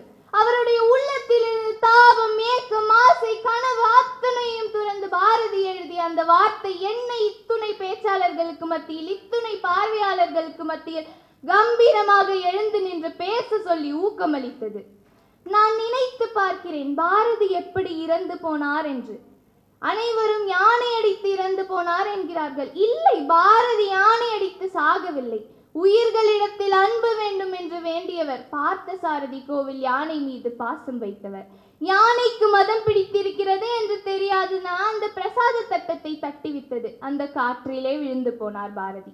6 மாதம் கழித்து தான் இறந்து போனார். வறுமை அவரை கொன்றது. வாழும்போது கொண்டாடுங்க, இறந்த பின் சிலை வைத்து என்ன பிரயோஜனம்? அவருடைய இறுதி சடங்குல எழுதுறாங்க அழகான ஒரு வார்த்தை, உன் ஈயின் மொய்த்த அளவு கூட உன் இறுதி கூட்டத்தில் கலந்து கொள்ளவில்லையேன்னு. உன் ஈயின் மொய்த்த அளவு கூட உன் இறுதி கூட்டத்தில் கலந்து கொள்ளவில்லையேன்னு. எவ்வளவு ஒரு ஆழமான வரிகள்! அப்படி என்றால் நம்முடைய பாரதி சமூகத்தினுடைய உடனிருப்பு இல்லாமல் தகிதவித்து இறந்து போனவர். பெண் விடுதலை, தேச விடுதலை, தேசப்பற்று, கல்வி போன்றவற்றை குறித்தும் ஜாதி மத பேதங்களுக்கு எதிராகவும் பல கவிதைகளை எழுதினார். தனது பூநூலை அகற்றியும் தாழ்த்தப்பட்ட குலத்தை சேர்ந்த ஒருவனுக்கு தனது பூநூலை அணிவித்தும் புரட்சி செய்தவர். பூமியின் அழுத்தத்தில் நிலக்கரி வைரமாக அவதாரம் எடுப்பது போல் பாரதியினுடைய கவிதை வரிகளில் நான் புதுமை படைக்க வேண்டும் என்ற பெண்ணாக அவதாரம் எடுக்கிறேன். பார் மீது சாகாதிருப்பேன் கண்டீர் என்று பாடிய பாரதி அதே வாக்கின்படி பல பாடல்கள் மூலம் நம் மனதில் வாழ்ந்து கொண்டிருக்கிறார். அதே கம்பீரமான பார்வையோடு, அதே தீர்க்க தரிசனத்தோடும், அதே முண்டாசோடும் நம் மனதில் இன்னும் வாழ்ந்து கொண்டிருக்கிறார். கம்பனுக்கு பிறகு காணாமல் போன தமிழை 1000 வருடம் கடந்து வந்து புதுப்பித்தவர் பாரதி. அவர் என்னுள் ஏற்படுத்திய தமிழ் தீ இன்றும் அணையவில்லை, என்றும் அணையாது. வாய்ப்புக்கு நன்றி. அடுத்ததாக பாக்கு அஸ்வினி. அனைவருக்கும் வணக்கம். இன்று இத்தனை பெண்கள் கல்வி கற்றுக்கொண்டிருக்கிறோம். ஏன் ஒரு பெண்ணாக நான் இங்கு உங்கள் முன் பேசிக்கொண்டிருக்கிறேன். ஏன் ஒரு சிறப்பு விருந்தினராக பட்டிமன்ற பேச்சாளர் திருமதி பாரதி பாஸ்கர் அவர்கள் இங்கு வந்தனர். இதற்கெல்லாம் காரணம் அன்று ஒரு நாடு விடுதலை பெற வேண்டும் என்றால் முதலில் பெண்கள் விடுதலை பெற வேண்டும் என்று பெண் விடுதலைக்காக கத்தியின்றி ரத்தமின்றி தன் எழுதுகோலால் ஆணும் பெண்ணும் ஓர் உயிரின் இரு தலைகள் என்று தன் கவிதை மூலம் யுத்தம் செய்த மகாகவி பாரதி என்றால் அது மிகையல்ல. ஆம், பெண்களுக்கு உடல் வலிமை குறைவு என்று எண்ணி அன்று ஆண்கள் பெண்களை வீட்டுக்குள்ளே பூட்டி வைத்து பெண்கள் வீட்டு வேலை மட்டும் செய்தால் போதும் என்றனர். கோபமடைந்தார் பாரதி, முழங்கினார், பெண்ணின் தன்னார்வ சக்தி அவளது மன வலிமையில் உள்ளது. ஏ ஆணினமே, பெண் ஆணையிட்டால் நீ அனலை விழுங்கவும் தயாராக இரு என்றார். எனக்கு ஒரு பழக்கம் இருக்கிறது. அது என்னவென்றால், இரவு உறங்கும் முன் கண்ணாடியில் எனது முகத்தை பார்த்துவிட்டு உறங்குவது. அதே போல்தான் ஓர் இரவு கண்ணாடியில் எனது முகத்தை பார்த்து கொண்டிருந்தேன் கண்ணீரோடு. ஏனென்றால் எனது வகுப்பு தேர்வில் குறைந்த மதிப்பெண் பெற்றதால். எனது கண்ணாடியின் பக்கத்தில் பாரதியாரின் புகைப்படம் ஒன்றையும் வைத்திருக்கிறேன். கண்ணாடியில் எனது முகத்தை பார்த்துவிட்டு பாரதியாரின் புகைப்படத்தை பார்த்தேன். எப்பொழுதும் பாரதியின் கண்களில் நெருப்பு தான் தெரியும். ஆனால் அன்றோ எனக்கு சிரிப்பு தெரிந்தது. எனக்கோ தலைக்கேறியது கோபம். நான் கோபமோடு பாரதியிடம் கேட்டேன், நானோ இங்கு கண்களில் கண்ணீரோடு இருக்கிறேன், நீங்களோ உங்கள் கண்களில் சிரிக்கிறீரே ஏன் என்று. அப்பொழுதுதான் எனக்குள் உள்ள பாரதி கூறினார், சென்றது இனி மீளாது மூடரே, நீ எப்போதும் சென்றதையே சிந்தை செய்து கொண்டு கொஞ்சளிக்கும் கவலை என்னும் குமிழியில் வீழ்ந்து குமையாதீர். நான் உனக்கு என்ன கூறி இருக்கிறேன்? துன்பம் நேரும் சமயத்தில் சிரிக்க பழகு என்றுதானே. நீயோ முட்டாள் போல் அழுதால் நான் சிரிக்காமல் என்ன செய்வேன் என்று நக்கலாக என்னை பார்த்து கூறினார். நானும் உடனே என் கண்ணீரை துடைத்துவிட்டு சிரித்த முகத்துடன் உறங்க சென்றேன். மறுநாள் காலையில் விடிந்ததும் பாரதி கூறியது போல் சென்றது இனி மீளாது என்று அந்த தேர்வை மறந்துவிட்டு அடுத்த தேர்விற்கு என்னை தயார்படுத்த ஆரம்பித்தேன். இன்று இந்தியாவில் நாம் அனைவரும் ஜாதி மத பேதமின்றி ஒற்றுமையாக இங்கு அமர்ந்து கொண்டிருக்கிறோம். ஏன் ஜாதிகள் இல்லையடி பாப்பா என்று பாரதி கூறியது போல் ஜாதி இல்லை என்று சான்றிதழை சிலர் பெற்றுக்கொண்டு இருக்கின்றனர் என்றால் அதற்கு காரணம் ஜாதிகள் இல்லையடி பாப்பா என்று நம் ஒவ்வொருவரின் மனதிலும் பாரதியார் பாடியதால் தான். ஒருவேளை உக்ரைனிலும் ரஷ்யாவிலும் பாரதி பிறந்திருந்தால் அங்கும் இப்பொழுது ஒற்றுமை இருந்திருக்கும். மனதில் உறுதி வேண்டும், வாக்கினிலே இனிமை வேண்டும், நெருங்கின பொருள் கைப்பட வேண்டும், கனவு மெய்ப்பட வேண்டும் என்று மனதிலே உறுதியோடு வாக்கினிலே இனிமையோடும் எனது கனவு மெய்ப்பட வேண்டும் என்று என் கனவினை நோக்கி ஓட எனக்கு உத்வேகம் அளித்தார் பாரதி. இந்தியா விடுதலை பெறுவதற்கு முன்பே ஆடுவோமே பல்லு பாடுவோமே, ஆடுவோமே பல்லு பாடுவோமே என்று தன்னம்பிக்கையோடு பாடி தன்னை நம்ப வேண்டும், அதாவது தன்னை நம்ப வேண்டும் என்ற தன்னம்பிக்கை எனக்கு தந்தார். பல ஓவியங்கள் செய்வோம், நல்ல ஊசிகள் செய்வோம், பல ஓவியங்கள் செய்வோம், நல்ல ஊசிகள் செய்வோம் என்று. பாப்பா, உனக்கு ஏட்டுக்கல்வி மட்டும் போதாது, கைத்தொழில் ஒன்றையும் நீ கற்க வேண்டும் என்று எனக்கு கட்டளையிட்டதோடு மட்டுமல்லாமல் உழைப்பின் முக்கியத்துவத்தையும் எனக்கு தந்தார். இப்போட்டிக்கு வருவதற்கு கூட நான் சிறிது தயங்கினேன். ஏனென்றால் நேற்று வரை எனக்கு கல்லூரியில் தேர்வு நடந்து கொண்டிருந்தது. இப்போட்டிக்கும் நம் தேர்வுக்கும் தயாராகி விடுவோமா என்று தயங்கினேன். அப்பொழுதுதான் எனக்குள் இருந்த பாரதி கூறினார், தயக்கம் தோல்வியின் அடையாளம், துணிச்சலே வெற்றியின் அடையாளம். தயக்கம் தோல்வியின் அடையாளம், துணிச்சலே வெற்றியின் அடையாளம். தயங்கியவர் வென்றதில்லை, துணிந்தவர் தோற்றதில்லை. தயங்கியவர் வென்றதில்லை, துணிந்தவர் தோற்றதில்லை.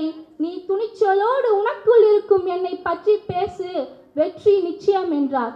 அதோடு தொடர்ந்து நான் என்னை தயாரித்தேன். இன்று உங்கள் முன் எனக்குள் உள்ள பாரதியை பற்றி துணிச்சலோடு பேசிவிட்டேன் என்ற நம்பிக்கையில் விடைபெறுகிறேன். வாய்ப்பளித்த உங்கள் அனைவருக்கும் நன்றி. வணக்கம்.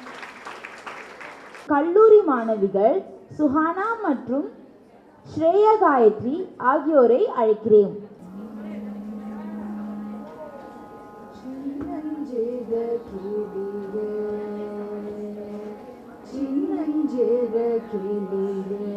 கண்ணம்மா செல்வ களஞ்சிய களஞ்சியமே சின்னஞ்சிற கிளியே கண்ணம்மா செல்வ களஞ்சியமே என்னை களி தீர்த்தே உலகில் என்னை களி தீர்த்தே உலகில் என்னை களி தீர்த்தே உலகில் ஏற்றம் புரிய வந்தாய்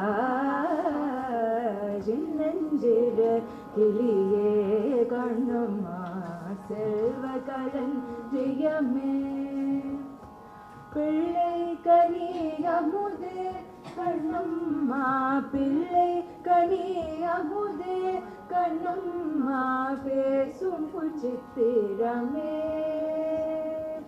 அள்ளி அணைத்திடவே முன்னே அள்ளி அணைத்திடவே முன்னே ஆடி வருந்தேனே சின்னஞ்சிற கிளியே கண்ணம்மா செல்வ களஞ்சியமே ஓடி வருகையிலே கண்ணம்மா உளம் குளிரதடி ஓடி வருகையிலே கண்ணம்மா உளம் குளிரதடி ஆடி திரிதல் கண்டால் உன்னை போய் ஆவி தழுவுதடி ஆடி திரிதல் கண்டால் உன்னை போய் ஆவி தழுவுதடி உச்சிதனை முகந்தார் உச்சிதனை முகந்தார் கருவம் ஓங்கி வளருதடி உச்சிதனை முகந்தார் கருவம் ஓங்கி வளருதடி மெச்சி உலையூரார் புகழார் மேனி சிலுக்குதடி மெச்சி உலையூரார் புகழார் மேனி சிலுக்குதடி கன்னத்தில் முத்தமிட்டார் கன்னத்தில் முத்தமிட்டார் உலந்தான் கல்வெறி கொள்ளதடி கன்னத்தில் முத்தமிட்டார் உலந்தான் கல்வெறி கொள்ளதடி என்னை தழுவிடிலோ கண்ணம்மா உன்மத்தமாகுதடி என்னை தழுவிடிலோ கண்ணம்மா உன்மத்தமாகுதடி உன் கண்ணு நீர் வழிந்தால் என் நெஞ்சில் உதிரம் கொட்டுதடி உன் கண்ணு நீர் வழிந்தால் என் நெஞ்சில் உதிரம் கொட்டுதடி என் கண்ணல் பாவை என்றோ கண்ணம்மா என் கண்ணல் பாவை என்றோ கண்ணம்மா என் கண்ணல் பாவை என்றோ கண்ணம்மா என் உயிர் நின்றதென்றோ என் உயிர் நின்றதென்றோ என் உயிர் நின்றதென்றோ.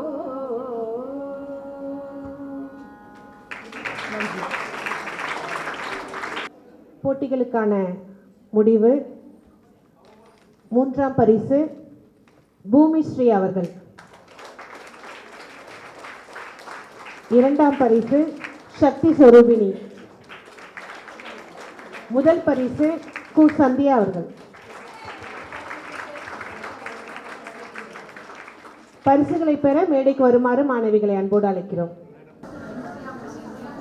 இரண்டாம் பரிசு சக்தி சொரூபினி அவர்களை மேடைக்கு வருமாறு அன்போடு அழைக்கிறோம்.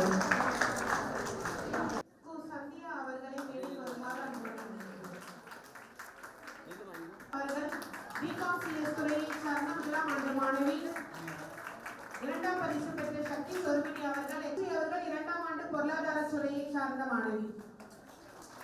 பாப்பு அஸ்வினி அவர்கள்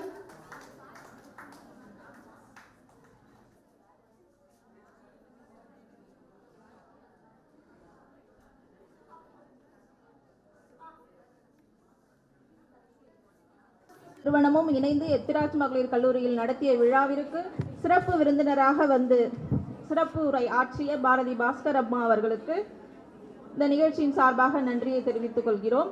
அவர் இந்த உலக நடைப்பியலோடு பாரதியின் கவிதைகளை எடுத்துக்காட்டி நாம் இந்த உலகத்தில் எவ்வாறு துணிச்சலாக நீச்சல் போட்டு வாழ வேண்டும் என்பதற்கு உதாரணமாக அவரும் வாழ்ந்து காட்டி நமக்கும் சில வழிமுறைகளை சொல்லிக் கொடுத்திருக்கிறார். அவருக்கு இத்தருணத்திலே நன்றியை தெரிவித்துக் கொள்கிறோம். கல்லூரி நிர்வாக குழு தலைவர் அவர்களுக்கும் துணை முதல்வர் அவர்களுக்கும் மாலை மற்றும் காலை நேர முதல்வர்களுக்கும் முதல்வர் அம்மா அவர்களுக்கும் கிருஷ்ணா ஸ்வீட்ஸ் நிர்வாக இயக்குனர் மா முரளி அவர்களுக்கும் அந்த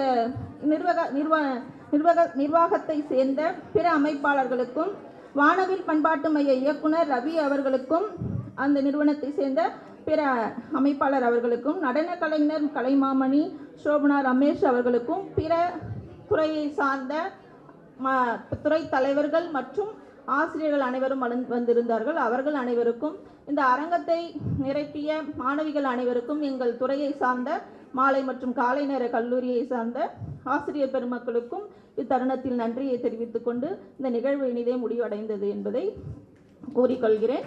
முறையாக நாட்டுப்பண்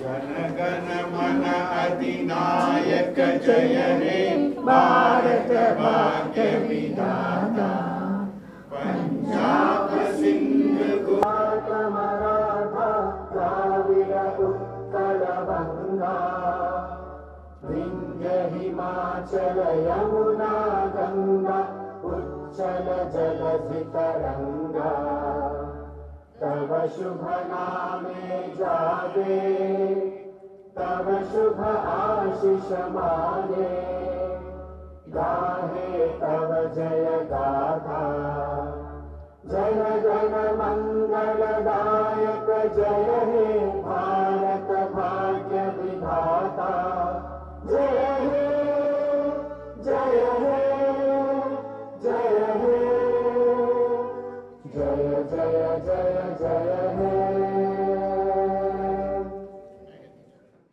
Even before the phrase corporate social responsibility gained significance, it was textured into the group's value systems. And today, this phrase has been redefined by Mr. Murali as citizen social responsibility. Chennai 365, an effort by SKS in association with social, sports and cultural bodies to do good to a vibrant Chennai. To Sri Krishna Sweets, it's no mere rule. It's not just an act. It's every citizen's social responsibility. After all, we make a living by what we get, but we make a life by what we give. And in the process, create a world where life's best bonds are built with love and care. And in time, they will become our strongest bond.